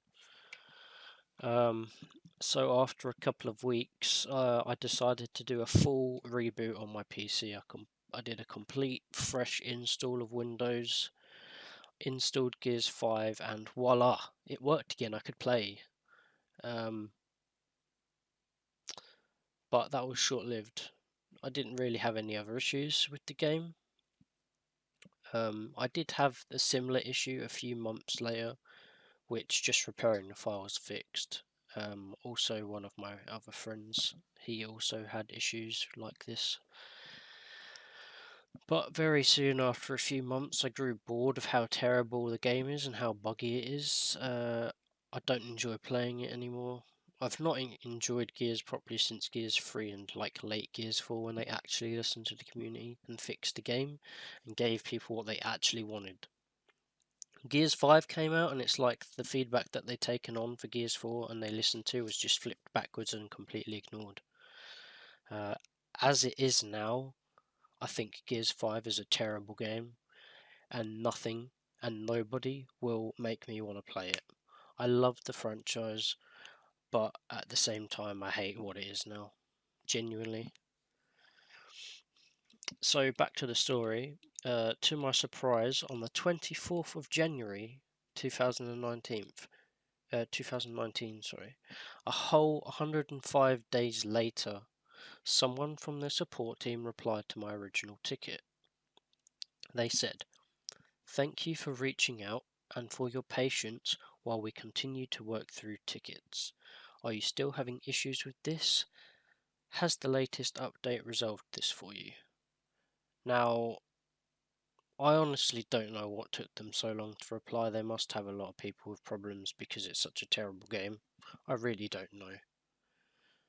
But 100+ days of waiting for help when a game is totally unplayable and won't launch is disgusting and ridiculous. I've had support tickets for other games and I've only waited like 2 days at most, and they reply and the issue's fixed with no grief. Like all the stuff that I had to do to go through to get Gears 5 to work again on my PC, I've never had to do that with any other game. The funny thing is, I'm not even the only person it's happened to. Me and Livo have come across various people with similar issues to what I had as recent as this year and even last year. One person had no help from TC, so we did our best based on my experience to help him. Basically explained to him that if reinstalling and repairing files doesn't work, that you do have to do a Windows reset. That's just how it is. I don't know why, but that's the only way to really get it to work, because apparently their patches don't fix shit like that. So, yeah. There was another guy last year, I think it was.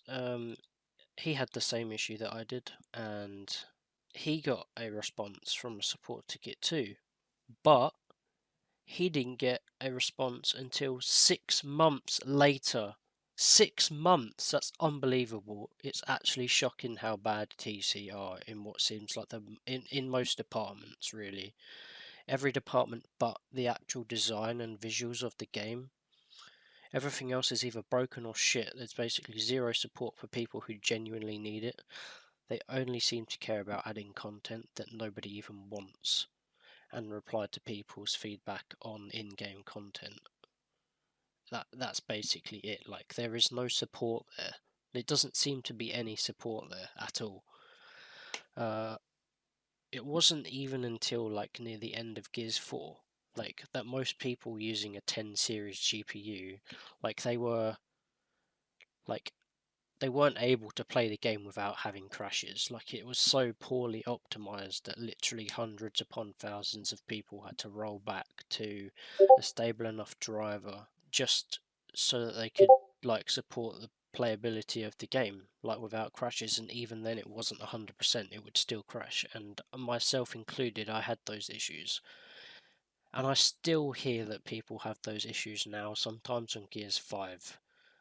I don't know what they do, but their games just don't work properly, and there is zero support for it, from my perspective anyway, and from like multiple friends that I have. They've also had zero support when having game issues. That just makes it unplayable. And it honestly doesn't surprise me that in recent months and years that various so-called top employees at TC have left the company. I literally have absolutely no faith in TC as a developer when it comes to Gears anymore. Like, even now, the current TC team seem to be doing the opposite of what their dedicated fan base want, and remove and adding features that a lot of people hate and want removed. I don't get it.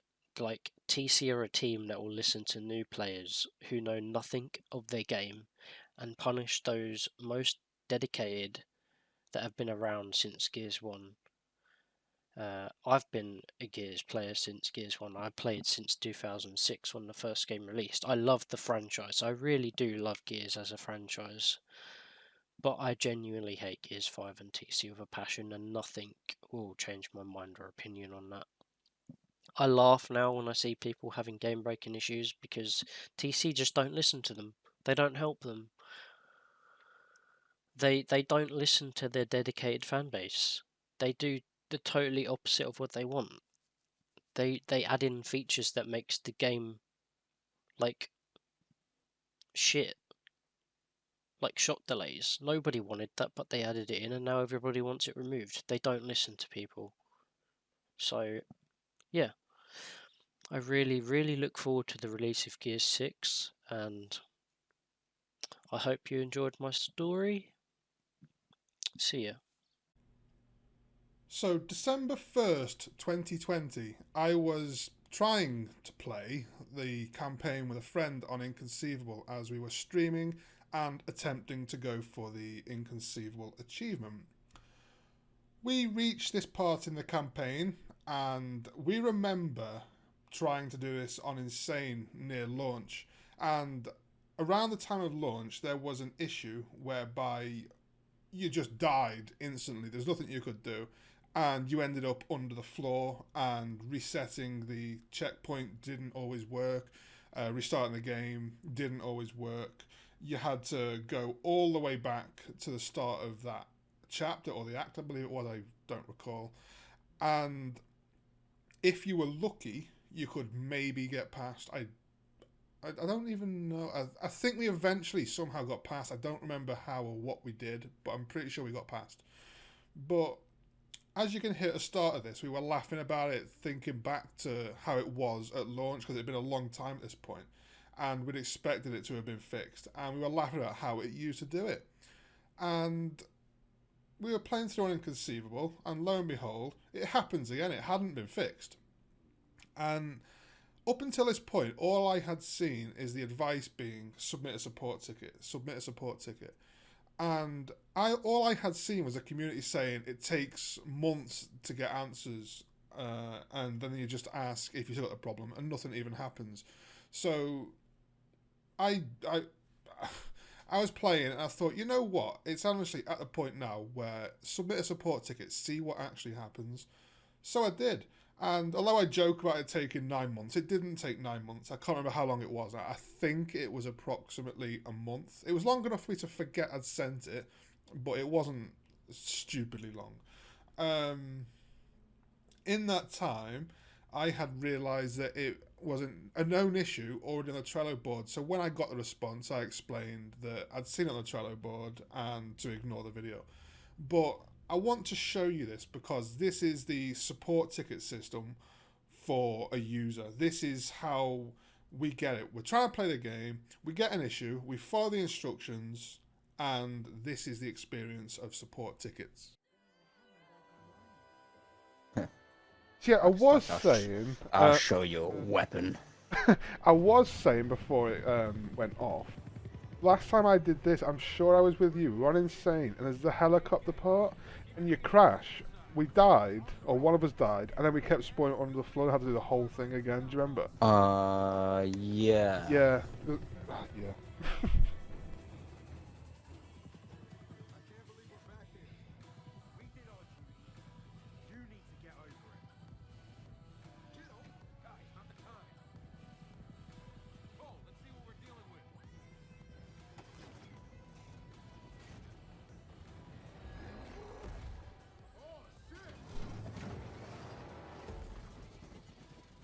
Oh yeah, that was a spoiler. There was a helicopter crash. What is it with like ravens getting shot out? I don't know. I think it's safer to just run.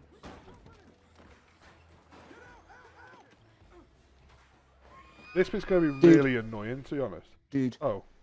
Fucking hell. I didn't even get control. No, neither did I. Oh.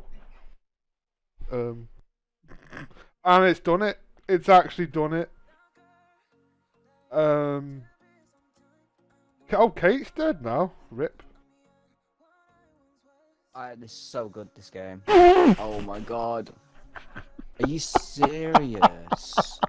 I suppose I need to submit a support ticket, don't I? So it can be answered in like 9 months, asking if we've still got the issue. I'm just here spamming B. What actually happened to you then? So it spawned me. Mhm. I was standing up, grabbing my Lancer, and I couldn't move. And a juvie ran across the map and then just one-tapped me. You're on a laptop. Yeah, like it's not the like, so I'm on a gaming PC and it can run absolutely anything else fine. It's just this game. It's just nah.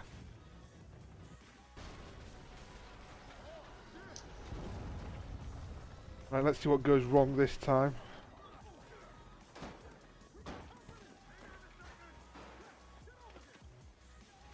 Dude, this is fucking Are retarded. you dedicated? Oh. How can you not? I'm not even getting control of that character. I'm still upside down looking at. Oh, for fuck's sake.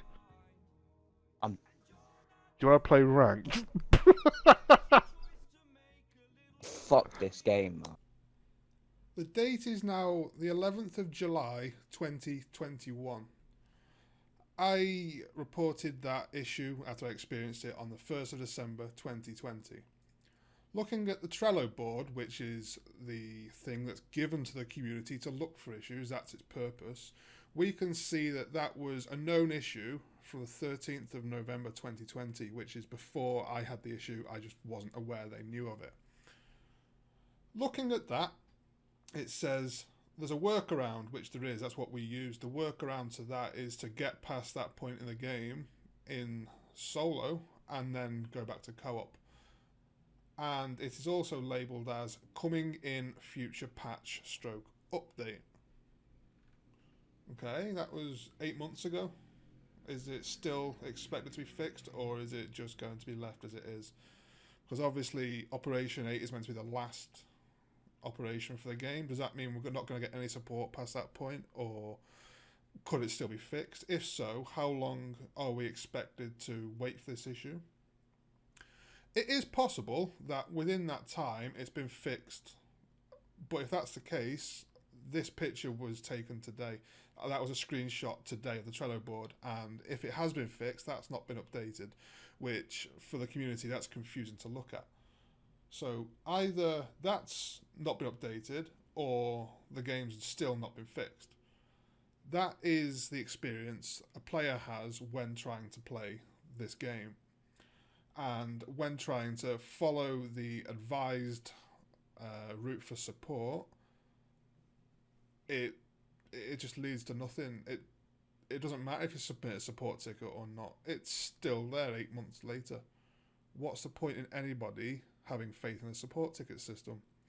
That's most likely why most people who have issues take to Twitter, because that's more of a live engagement. It feels like you've got more of a chance of having your issue heard than following the official support ticket system that we're recommended to take.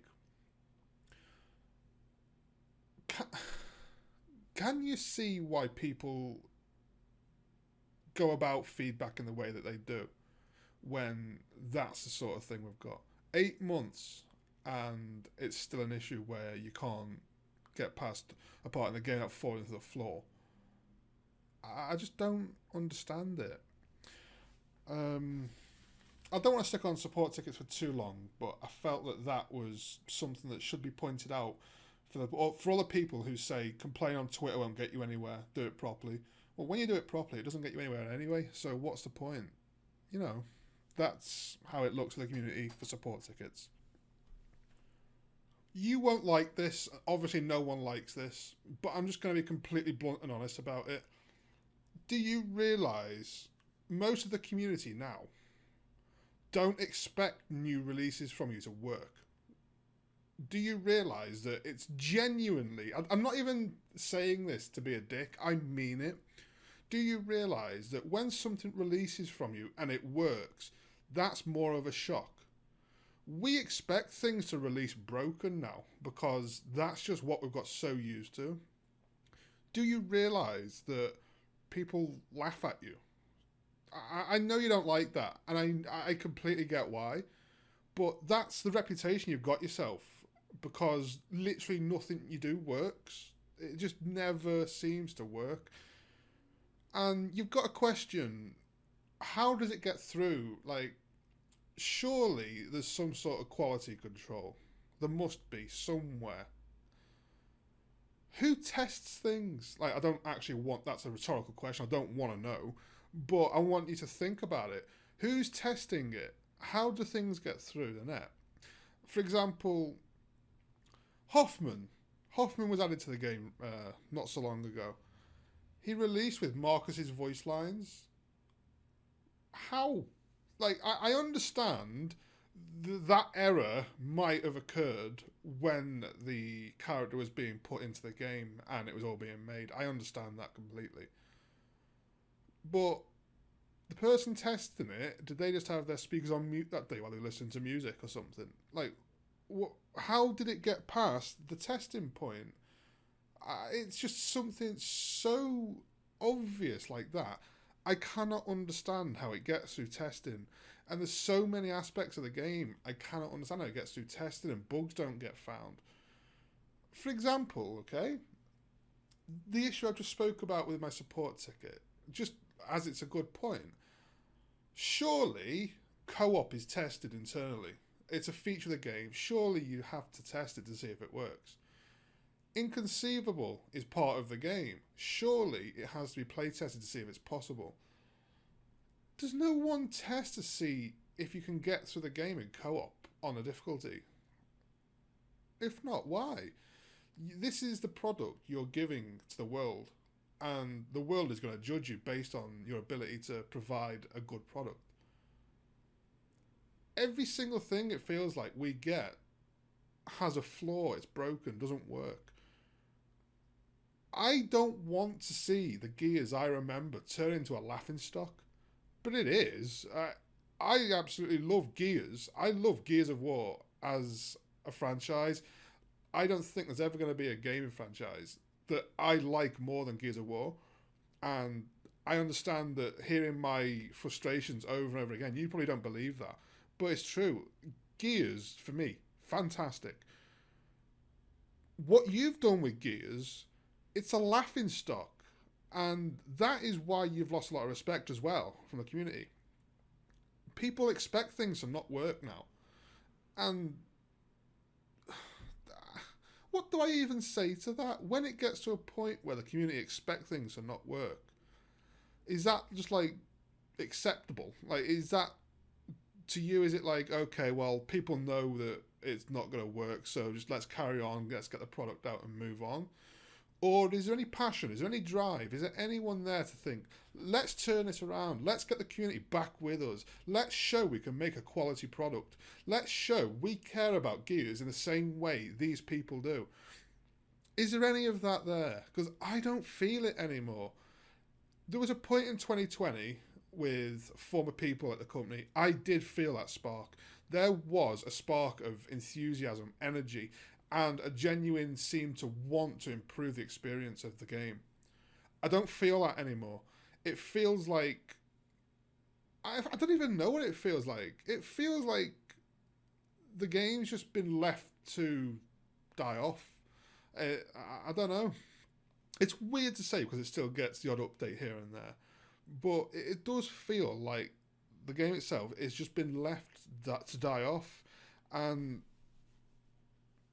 I don't know why you do that. Is it because you want to work on something else? Am I wrong? Has it not been left to die off? That's obviously a possibility. Or have you realised that it's in such a state that it's just too late and can't be sorted? Is that why Op 8's the last Op and then you're just done with it? Is that why? But if so, it has to be asked, why did you let it get to that state? Because I've said it before, and I'll say it again. You had all of Gears 4 to hear feedback, and you got it right at the end of Gears 4, so it's not like you didn't understand it. You pretty much nailed it at the end of Gears 4 with the 2.8 comp tuning. You nailed it. You had it perfect. Why did you go backwards on that?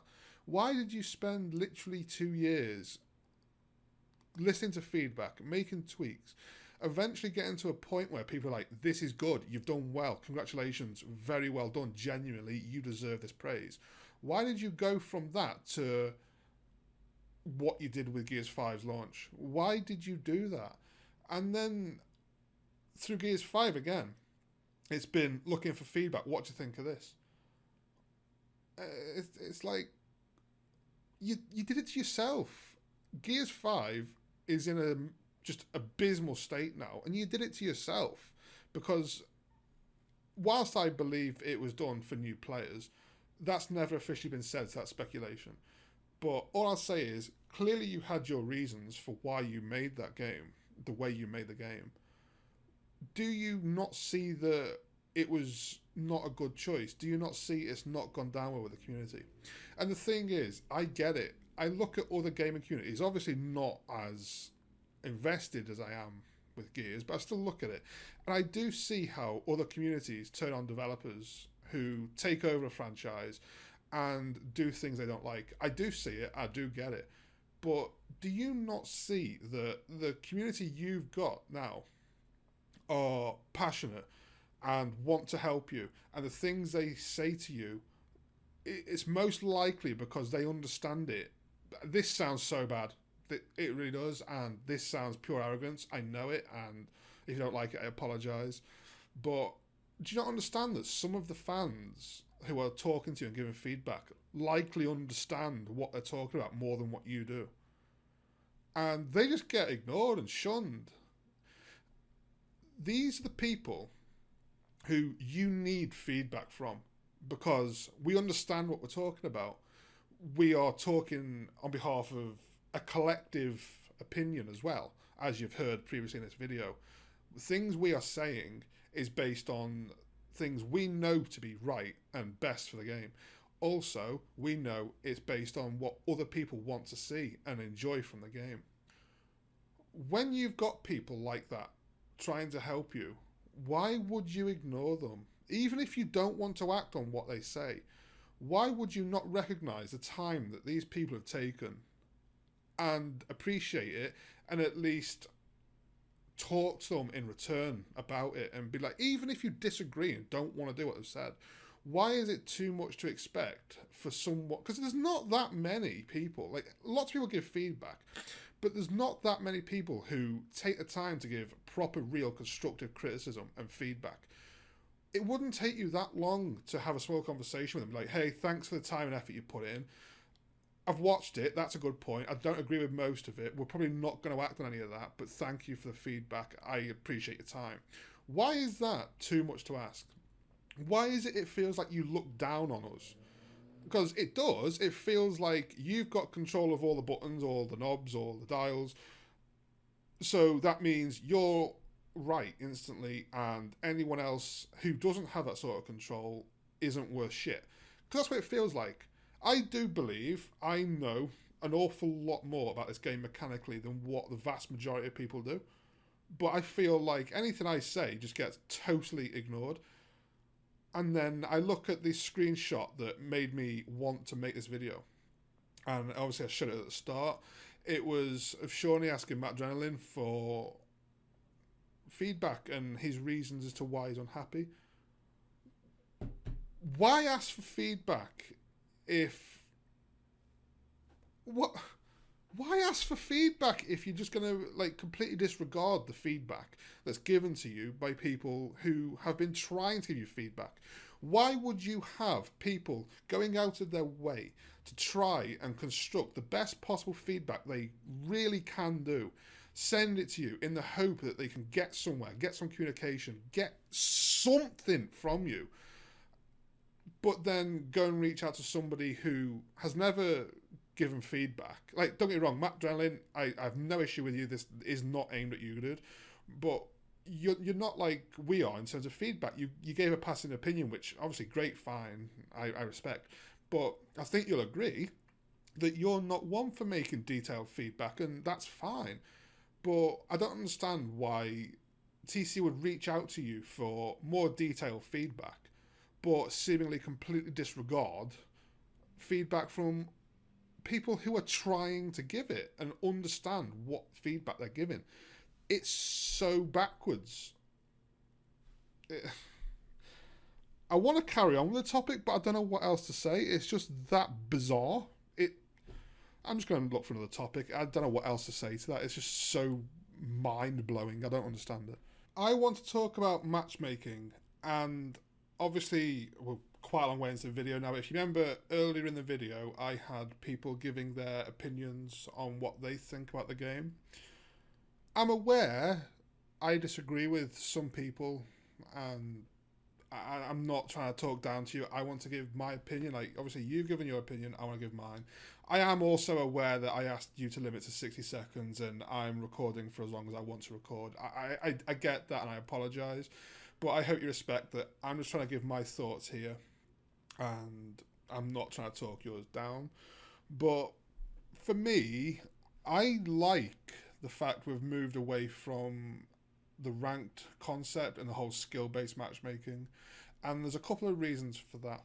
One, I do not believe Gears has the population to support a true skill-based matchmaking system.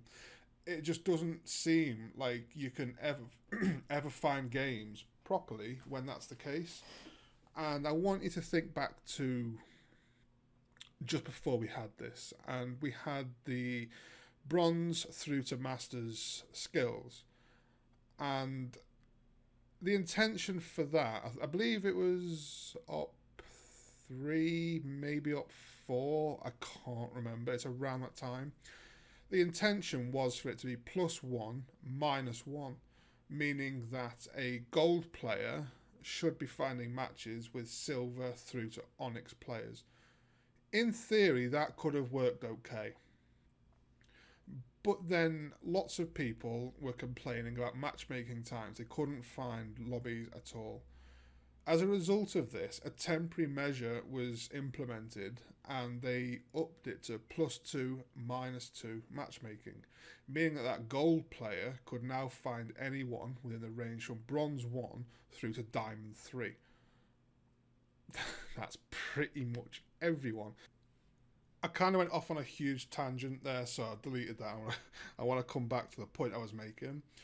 But the thing with that, okay, you could in theory have a Diamond 3 player who is one match away from becoming Masters. He could get that by playing against a team of Gold 1s. Those Gold 1s, their previous matches, they could in theory have been against Bronze and Silver players. So that Gold 1 might not have been very good. So you've got a player who's one match away from going into their Masters ranks, which is meant to be the best, who did that because they beat somebody who is usually playing against people who have just turned the game on. So for people asking for skill-based matchmaking, you've got to consider you never really had it. All it did was mean some games you got the odd sweaty match. It didn't mean all the time you were guaranteed good matchmaking. So the fact people don't like this change now, you've got to think you never had what you think you lost. It was never what you're imagining. It never ever was. Gears 4 was, but look how people complained about that. They didn't like not understanding how the ranking worked, why they weren't going up, why they were going down. They didn't understand it, so they wanted something that was more clear. And regardless of whether it's clear or not, it changes how people play. So the fact the entire rank system has gone completely, and now people just play the game, I think is brilliant. And I know there are people who say, but I want a competitive experience. Okay. The competitive experience wasn't new with Gears 4 when they added ranked. The competitive experience has been there since Gears 1, with scrims and game battles. That's what people did in the past if they wanted competitive. People knew back then that public meant nothing, and whether you like this or not, social, quick play, whatever you want to call it, and ranked stroke competitive, whatever you want to call it, that is public. That is a match-made game. It is not forced stack versus stack. There is usually, more often than not, at least one random person in a lobby. As soon as you have one random person, that team is not coordinated. Once a team is not coordinated, that is not a competitive experience. So when you want to play your heart out to win, you are doing so in public, an environment where it doesn't matter. If you want a proper competitive experience, take it to custom matches and set up scrims. Go and play against people who also want a competitive experience. And the thing is, this is where I do think the game TC, you could consider something, okay? You could have, I know you've got the customs menus, but it's all kind of, it's a bit messy, to be honest. I think you could have something where a team could be looking for a scrim. Like, a team would be like, okay, we're looking for 3v3 scrim, 4v4 scrim. Have a list, and people can go through that list and find other people, other teams they want to play against a scrim. That could be your competitive environment where you're helping promote private scrim matches, where the reason to play is to win. Public, which, as I say, social stroke quick play, or ranked stroke competitive, whatever you want to call it, it doesn't make any difference. It is public. It means zero. Doesn't matter if you're playing to win. It means nothing. You're playing to win in a public match. It means nothing. And I cannot stress that enough.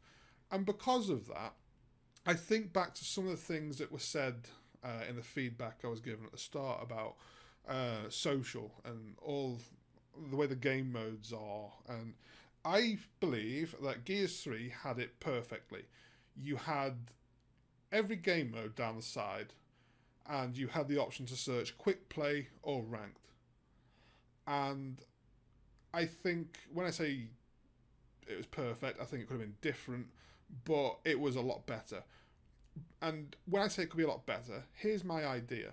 I've just given my idea for what I think you could do to add a proper competitive environment for players outside of esports by providing them a good place to promote scrims and set up their scrims. That could be in private, out the way.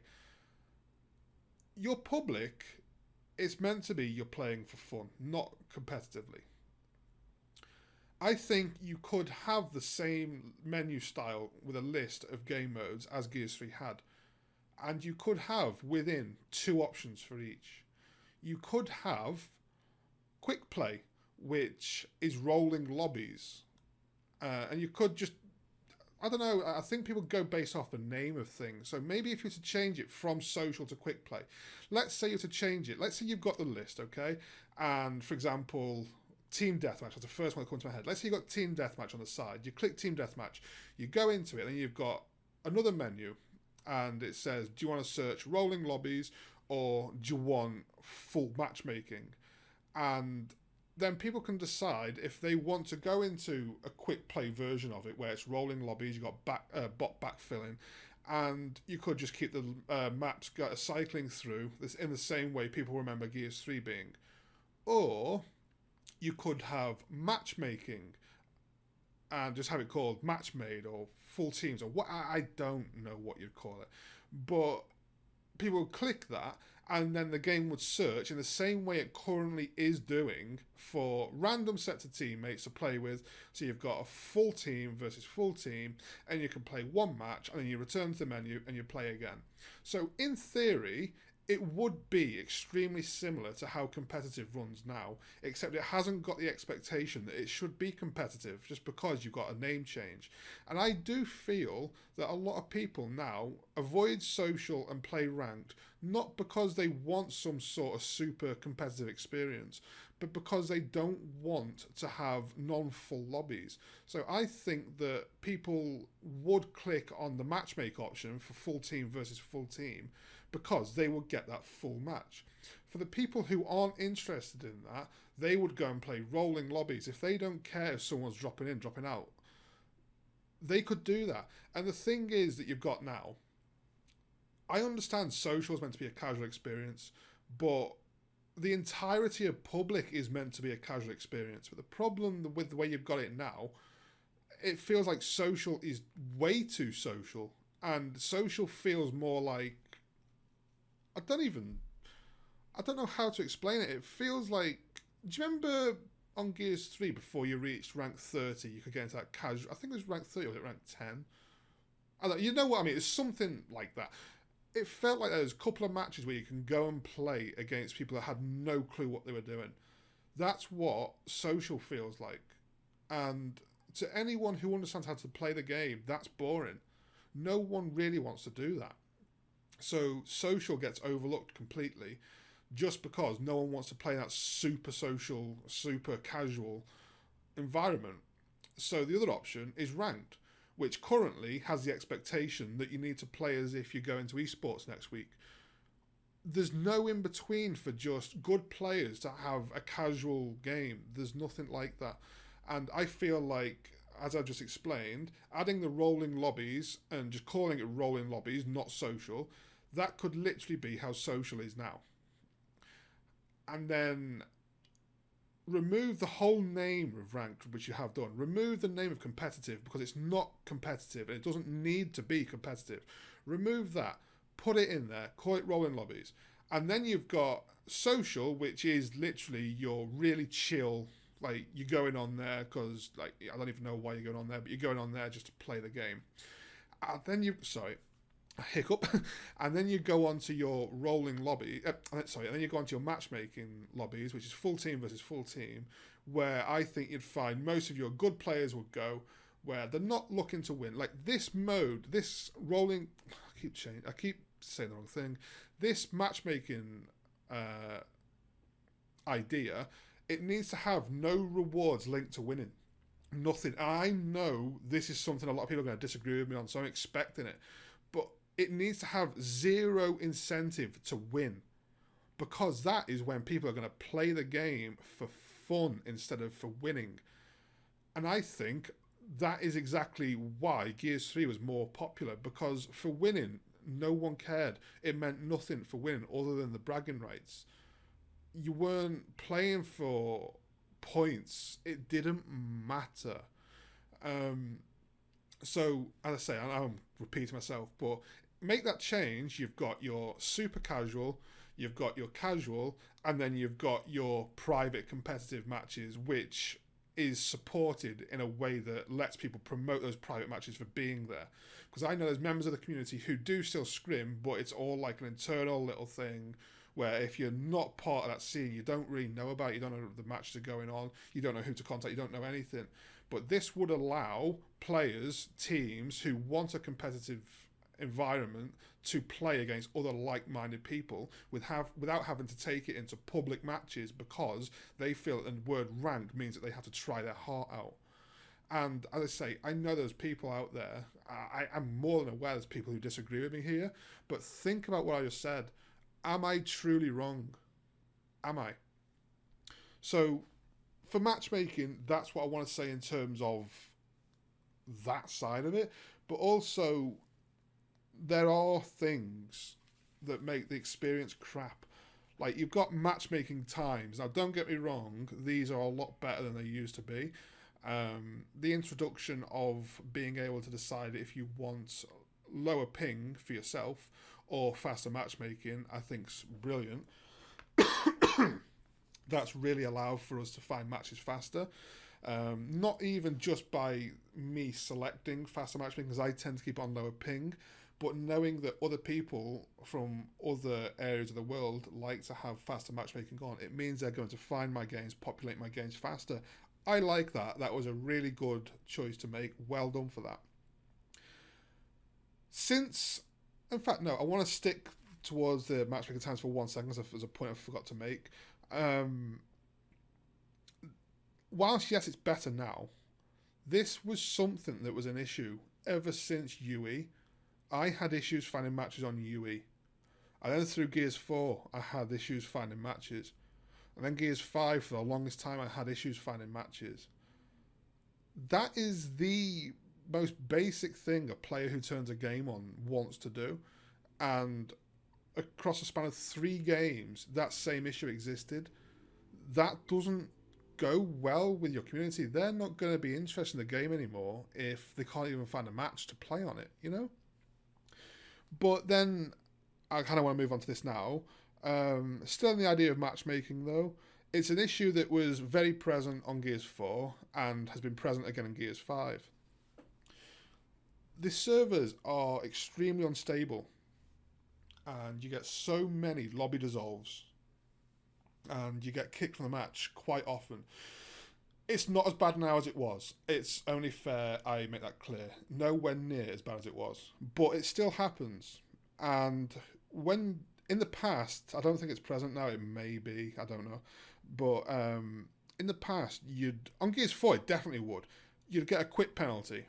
And this would accumulate up into some stupid numbers of how long you've got to wait before you can play again. And you most likely haven't quit. You've probably been kicked from the lobby, not through any internet issue of your own, but because the game just wants to boot you out. And I remember back on Gears 4, I showed an example where this happened to my entire team at the same time.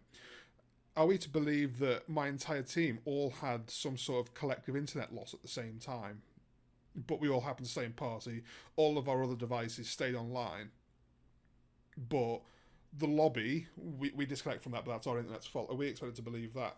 It's not the case. The servers have been so unstable, and the amount of people make the complaint, it shows that it is clearly a widespread issue. It's not just the odd person who's having the issue. So I understand as well, quitters are a problem, and I understand people want people to get a quit penalty, but I'll stand by this. Until the servers are much more stable, there should not be any penalties for players who, quote, quit. Because it is not fair on the other people who do not quit, but they get kicked out of the match. It's not fair. It needs to just completely be changed. What else have I got written here? I've got a few notes, but when I was talking about rolling lobbies, I've kind of mixed all that together, so I've gone through most of these. What else is there? Okay, so I've got all that's done. I've got one more left, and it is the PC icon and the issues that PC players face. Now, as I've explained in previous videos, I use controller on PC. For all intents and purposes, I shouldn't have any, if I do, it's negligible, difference towards somebody who is using a current gen Xbox, a Series X. There shouldn't be much difference at all for me to what they would have. But as soon as somebody sees a PC icon, it's instantly assumed they've got an advantage, and most often people say aimbot if the person on PC is a good player, and all it does is reduce. I wish it did reduce. All it does is result in players getting abuse and threatened and reported for things they've done nothing wrong. And the thing is, when people see the PC icon, they want to get out of that game. And I'm aware this kind of ties in. When I say ties in, it doesn't. I'm aware it contradicts the point I've just made, where people leave and shouldn't be banned. I stand by that. People leave and shouldn't be banned. But people who are playing shouldn't have it broadcast what device they're using, because it doesn't need to be broadcast. Because I guarantee a player on a Series X wouldn't know if they were playing against another Series X user or a PC player. There's not a chance. Also, to note, whilst I don't know how this is going to be implemented, players now are going to be able to play on mobile. So you're going to have mobile versus Xbox versus PC. So does that mean Xbox should have an icon as well, so that mobile players know that they're against an Xbox because the Xbox has an advantage over them? Or is that a ridiculous thing? The icon does not need to be publicly displayed. I understand that it's been re-enabled because esports needs that proof to show that people aren't on a PC. If that's the case, that's the case. I have no opinion on it. I have little knowledge on esports. I don't want to go and talk to that because I don't want to talk about anything I don't understand and make myself look stupid. But most people aren't esports players, but we're the ones who are having problems with the people who are causing issues because they can see the PC icon. A PC player likely is not cheating. A PC player may very well be using a controller. you don't need to display what device people are on. It's asking for problems. So the next topic I want to go to, and I'm kind of getting somewhat near the end, I think, unless I think of something else. I know it's very rare. I don't think I've ever mentioned, actually. I don't actually like shot delay. Yeah, I know. I know this might come as a shock, but shot delay for me, I think it's quite bad. Now, I'm aware people like to laugh at me and talk to me like shit, and fine, whatever. But I'll say what I said earlier. There was a point where I was talking to a developer and he told me that his tuning was based off my thoughts. So I feel like if a developer can base tuning based off my thoughts and come back to me for further opinions later on when tweaks have been made, that there is potential that maybe I understand what is good and is not good for the game overall. If a tuning can be made based on my thoughts, then maybe I understand what should and shouldn't be in it. If the tuning had been made just based on completely something else, then yeah, absolutely, do whatever you want. But if I've clearly had a vision to give the thoughts I've said, then surely I might have the vision to see what a change might do to that. And before it was ever put into the beta test for people to test it out, I had already spoken to this developer and I'd already said this is going to be a really bad thing. And he explained that he was aware it was a risk, but they wanted to mitigate the airbag A because some people had said that it was an issue, and that this was the only thing that they could think of to rectify the airbag A. The beta test comes out and it gets mixed feedback. People like to claim that it was mostly positive. It wasn't. It was about 50-50. Obviously, that's when it all kicked off on the forums and I got into trouble. But keeping that out of it, that's when all the feedback was being given. It was very much 50-50. And then it was implemented into the game regardless. And people haven't liked it since. Some people have, some people haven't. I feel like most people haven't. But it stays anyway. We see nothing come of it. I asked about a week ago and I actually got an answer, and I was told that there was no plans for it to be removed, but I asked, okay, I respect that, but what's the reason why? And I was told that that would have to be asked on my behalf. That was great, but I haven't heard anything back, so who knows? I probably never will. But I don't know. It most likely isn't. Maybe it is. It most likely isn't, but part of me just cannot get it out of my head that shot delay remains just to spite me, because they don't want to give me the opportunity to be able to say, I told you so, in terms of saying it was bad. It most likely is not the case. I get it, but that is in my head and I can't get rid of that. Can you imagine if that was the case? But whilst I'm not going to mechanically go into why it's bad, because I've done that before, it has created a very slow gameplay meta, and it has made camping too viable, and it has made pushing way too risky and unrewarding. And people don't play for a slow game. People play to enjoy a good pace of a game. I'm not saying it needs to be light and fast, but it shouldn't be slow either. And whilst I say I'm not going to go into it mechanically, I do think there's something that should be considered. We got the shot delay just after the reduction in slide speed. So, mate, I am actually. I'm going to ignore myself. I'm going to explain. So, the game released at the slide speed of 630 UU per second. That was then increased to 650 UU per second. Then it was then reduced to 600 UU per second. For reference, Gears 4 was 690 UU per second. Even when it was reduced to 600 UU per second slide speed, people felt like the airbag A was an issue because they felt like it was too unreadable. The shot delay was then implemented as a way to mitigate that, but it was also implemented alongside a change that no one seems to talk about, and that is the acceleration change for the slide speed. In the past, when you pressed your button to slide, whether it be A, left bumper, whatever you've set it to, whenever you press slide, you would hit the top speed instantly. Well, like, let's just say 600 UU, just because that's what it is now. When you press slide, you got to 600 UU instantly. And that would allow you to pretty much catapult towards a wall and perform the up A maneuver, the back A maneuver, the air back A. That may potentially be what made it hard to read. But then, alongside the shot delay, a mechanic was adjusted which added slide acceleration.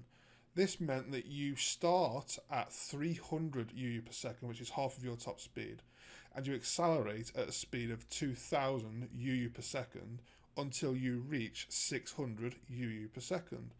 That means when you start your slide, it is much slower, it adds a bit of weight to your character, and I believe that even without shot delay, you could have this acceleration change in place and it would make the airback A much easier to read, as you can see the opponent clearly approaching you at a much slower rate of speed initially. All the shot delay is doing is breaking other aspects of Nasher play which don't need breaking, and I do believe that the acceleration change alone would potentially mitigate a lot of the, I'm putting issues in quotations here, issues with the airbag A that people seem to feel like they had. I feel like this was two changes to fix one issue where only one change was required. And the fact that we've got the shot delay now, clearly lots of people do not like it. And I did show very clearly at first, lots of people didn't like it. And now that's just spread and people are saying they're fed up of it. But people are also saying how the gameplay is too slow. And they're putting that towards a slide speed. Now, obviously, this is becoming my opinion now. But I don't believe it is too slow. I think the slide speed is perfectly fine. I think the issue is that the game isn't balanced very well. You've got your Nasher that the meta now, it is two-shot down. The damage you can easily two-shot down due to the range it can perform that level of damage for. So people will try and clip you with a slight shot and then brick you with a next shot and you're down straight away. That's it, you're down. I feel like if you massively reduce the range of the Nasher, not even a little bit, it needs a huge range reduction, then ranged fighting will then move towards a weapon more designed for range, like the snowball, the lancer. If you're not using the right weapon, you shouldn't be sniping people down. But that's going off topic slightly. People feel like the game's too slow. I don't think it is. I think it feels too slow because a Nasher is able to down you from so far away before you have time to slide from point A to point B. I don't think that's because the slide speed's too slow. It's because a Nasher is too strong. Reduce the strength of the Nasher, I don't think many people will be complaining about the speed of the slide. I don't even know what to say on shot delay. I've said it all a million times anyway.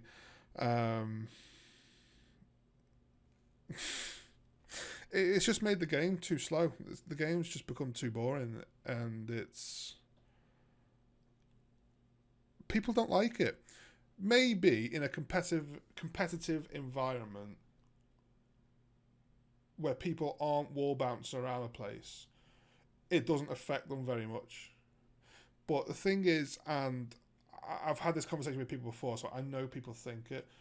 People who are defending the fact shot delay is in place and they want it to remain, they don't like it because it stops the airbag A. You don't see anyone mentioning that. They do it because they don't want to see people wall bounce around, quote, like a crackhead. It wasn't implemented to stop wall bounce or break wall bouncing. That was a side effect that it's had. Wall bouncing in a pre-Gears 4 tips and tricks video from TC was described as an advanced technique. Now, we've got a mechanic deliberately put in place to make wall bouncing pointless. Like, if you wall bounce around, you're at a disadvantage now. If you regularly strafe and walk, you are at the advantage. If you wall bounce, I just don't bother. You can't shoot. There's no point. You are wasting your time. Not only that, let's say you're not wall bounce, you do one slide and shoot. Think back to the complaints last year where regular Xbox One users were complaining about latency and they felt like when they pull the trigger, nothing happens. Then the new Xboxes get announced and people are loving the fact that it's not laggy for them anymore, they can shoot. That's problem solved. Great. We've moved away from people not being able to shoot. So then in turn, you deliberately add a delay in that stops anybody from shooting instead. That's literally one step forward, 20 steps back. And I can't be the only one that sees how daft that is. That's what I want to say on shot delay, because I'm sick of talking about shot delay. Like, just look at the fact people don't like it. Just look at the fact people don't like it. And it's not just casual players who don't like it. You've got some of the top pros who don't like it as well, and they've said they don't like it. It was a known risk when it was implemented. It wasn't universally agreed on when it was implemented. It was implemented, and it's not been well received. And please realise that. Right, that's what I'm saying for shot delay before I get just fed up and annoyed. The last thing I want to talk about, and it's something that I only added onto the list when hearing other people's thoughts, because it's not something that... It doesn't bother me, personally, but I do see it as something that could be better. DLC and maps and just content for the game, okay? Personally, I feel like the game released empty.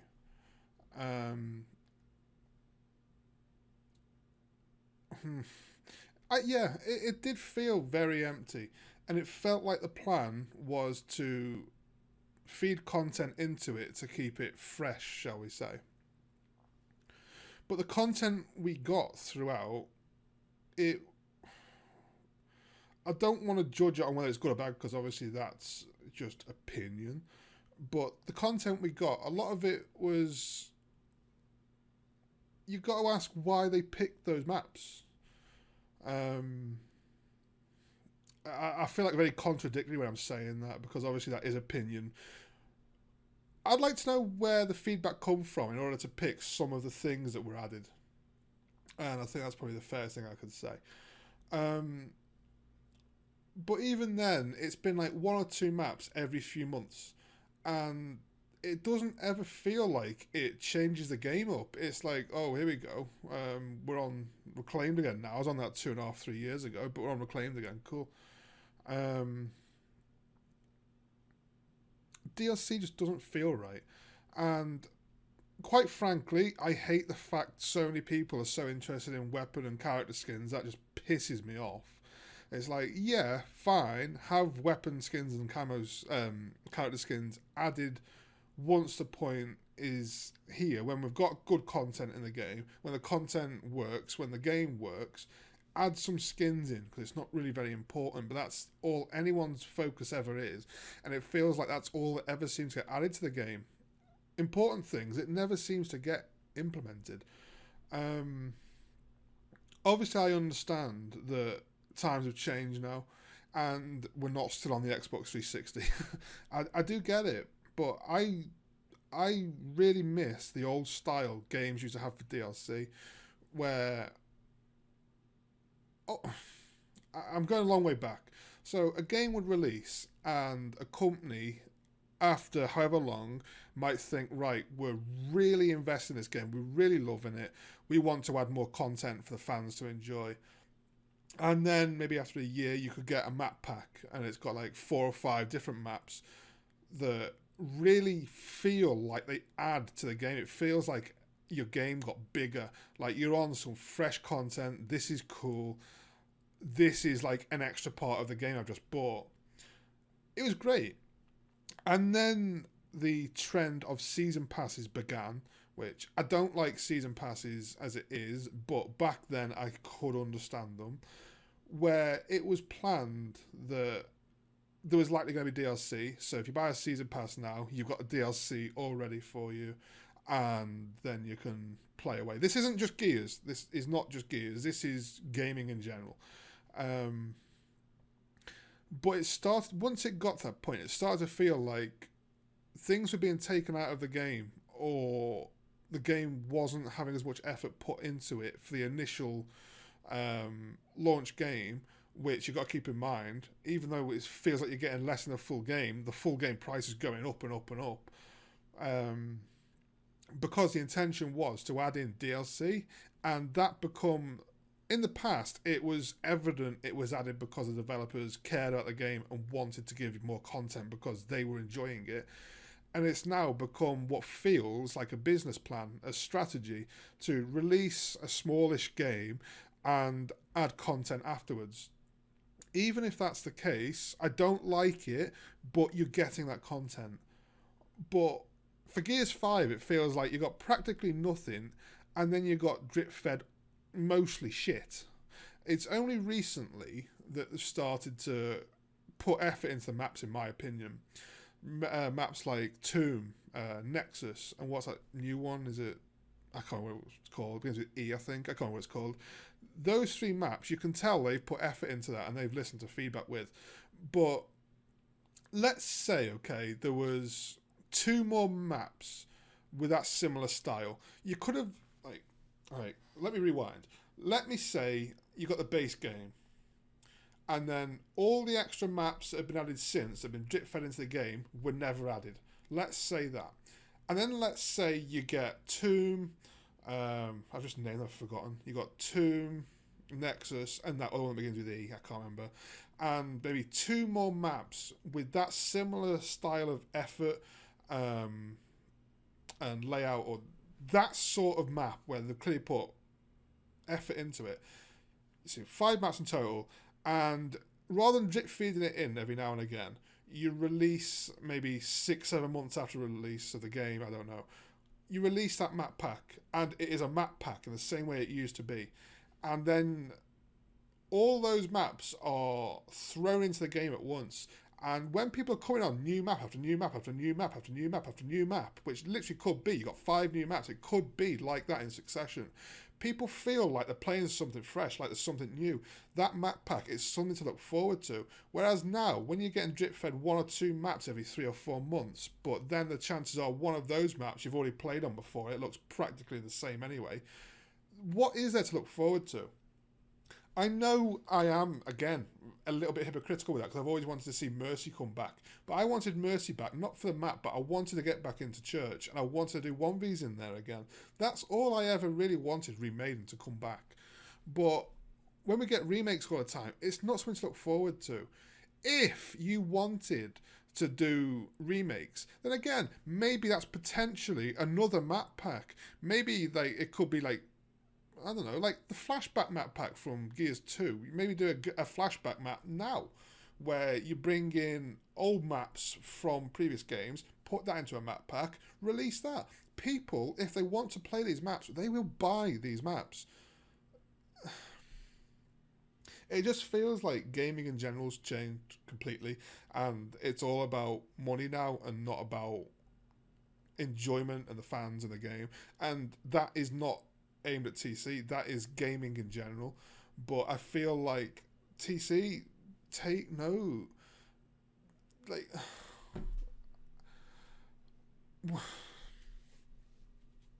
I look at the store, and rather than seeing content like people have been asking for ages, you see a robot in some ridiculous outfit, like that. What is that Nutcracker idiot or whatever it's called? I showed that to Cliffy B, and he was like, "What the fuck? Like, what is going on?" You've got that. You've got wrestlers dancing around in the brightest coloured outfits you've ever seen, twerking around. It's not Gears anymore. It just isn't. I don't even know what that's to say on content. Like, the game has content now. I'm not an idiot. It has content in it. But the way it's been added and the content we've got, it's not what people wanted. There was no excitement for any of the content. Like, Op 8's coming soon. No one knows anything about it. There's no hype for it. Imagine if it was like, yeah, so Operation 8's coming soon. It's the last operation we're going to have. It's going to be released with a map pack. It's going to have 5-6 new maps for you to look forward to. And it's going to cost you £14.99 or whatever. I don't know. People would buy it.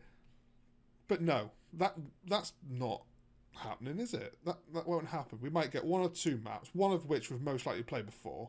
We're going to get a bunch of character skins that look daft and most people probably never use. Most people probably never even know who they are in terms of Gears of War. We're going to get some weapon skins, no doubt, that most people won't really like or won't really use, that haven't been earned and have next to no meaning because they've just been bought out the store. And some emblems. We'll probably get some emblems and blood sprays. And that's it. That'll most likely be Operation 8. I do know a little bit, we shouldn't say this, I do know a little bit about some things to expect for Op 8, but that's not really about content, and I'm talking about content, and in terms of DLC content, it doesn't ever feel like there's something to get excited about, and the community feels it. So I'm going to move away from that now. I want to sum up. You've got a game that people load up. Like, imagine this, okay. You load up, you spend forever looking for a match, then it dissolves. You load into the game, you see that it's got high pings, then your game crashes, then you turn it back on and you find out you're banned. So you wait for the ban to go. You look for the game again, it spends ages again to find a match. You load into the match, it's probably laggy again. Then you get against someone who runs behind a wall, camps, won't move. And then you attempt to get to them. You most likely die attempting to get to them because the game's punish you in every possible way. And then throughout, you find that you're having issues with cover, like your camera's losing control, you're getting stuck to things. Then you get pinned down by some lancers, you can't really move, you get bored. You find that the Omen, you don't really like the look of how it looks on your screen, it's just not enjoyable to look at. You most likely get a bunch of shit talk from people sending you abuse in-game. You finish the match, and you don't even want to play the next game.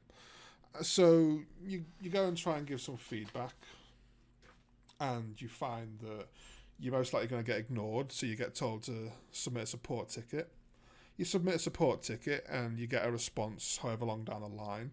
And that ticket is just going to be a case of you still having that problem. And if you've actually experienced an issue and not just like a little bit of feedback, you most likely won't see it fixed if we're going to go based on what the Trello board shows us. And then you look at other people in the community, see if they're giving the same feedback, and you find that there's 2 people who have been giving feedback for a long time. And you question why things are still in such a state. And then you realise that they're still in such a state because those people that are trying to help, they were punished, they were banned. And then you realise it's just not going to change because the mindset is just so backwards. And then you're looking through all of the social media for the company account, and all you see is people laughing at them, hurling abuse. Nothing happening to these people. And all of these comments ragging on the game, saying how bad it is, fix this, fix that. And you question, is it even worth searching for the game? You feel like the game that you've just got's got no content in it. And you realise that it's been drip fed all the way through, and it's probably never going to get a massive injection of content. And then you realise Gears 6 might be a thing at some point. And then you look around and you see the community have been saying that it's been bad through Gears 4, it's been bad through Gears 5. Would you then think, I'm excited for Gears 6? Or would you think, I might go and look for something else? This is what you need to realise. The community, yes, we are sometimes dickheads. I'm not going to pretend otherwise. The community are very vocal at times. Less so now because people are worried about getting banned. But people still tell you what they think. They're not happy. And you need to recognise the people who are trying to tell you these things are telling you these things because it's like a last-ditch attempt to be like, please listen, please open your eyes, this isn't good. Obviously, I don't know the future. Nothing's been officially announced. My assumption is that there is going to be a Gears 6. It's not going to be left like that. If there is, who knows how long that's going to be until we get it. Operation 8 is going to be the last update Gears 5 gets. And it could be however long until we get Gears 6. I don't know. I really don't know. What if, okay, it's 3 to 4 years? Do you honestly think a game in such a boring state, problematic state, is going to last 3 or 4 years? I don't. And the thing is, by the time Gears 6 may come out, if it is, obviously this is complete speculation, complete guessing. Let's say it is 3 or 4 years away. Let's say Gears 6 comes out. Obviously I'm guessing that's even going to be a thing, but let's say that happens. After it's been that long and people have seen the state of the previous 2 games, who in their right mind is going to get excited and think, yeah, this is going to turn things around, let's go and get that? I wouldn't. I know for a fact that if Gears 5 wasn't on Game Pass, I would never play it. I know for a fact that if Gears 6 is not on Game Pass, I will not play it. The reason for that isn't because I'm tight and don't want to spend money. It's because I don't think the product is worth my money. And that is coming from somebody who absolutely loves Gears of War. I don't think the game itself is worth my money. What does that tell you? And I'm aware you think I'm toxic and aggressive and all these things. Let me ask you this. Would somebody who's being toxic and aggressive, and somebody who's not looking to help you, spend in excess of 3 hours making it... In fact, no, I've spent way longer than 3 hours. The length of the video is 3 hours. I've probably been working on this for about 9 or 10 hours. Would somebody who hasn't got the best interest in mind put that sort of effort in? No, not a single chance would they. So it's up to you what you want to take from this video if you've listened to it. I expect it to be watched. Whether I hear back, that's another story. Who knows what the outcome of it will be. I feel like I've been very polite and held back very well throughout the whole video. I don't believe I've said anything bad or wrong. Who knows if I get into trouble for making this video? Who knows? But the fact that that's even a possibility that's in my mind shows the state of how things are. Somebody who's trying to help you shouldn't feel at risk of getting into trouble. But that's what your actions have done.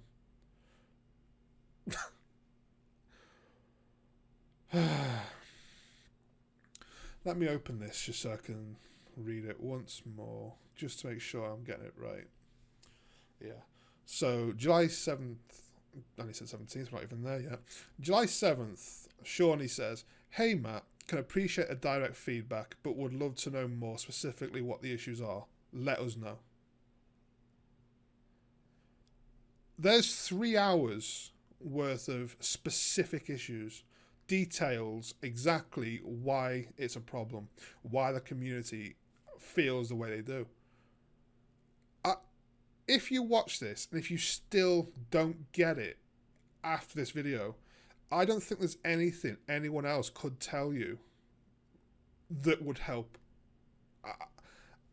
I've tried to be as blunt as I possibly can with this because I feel like that's the only way you're ever gonna get it.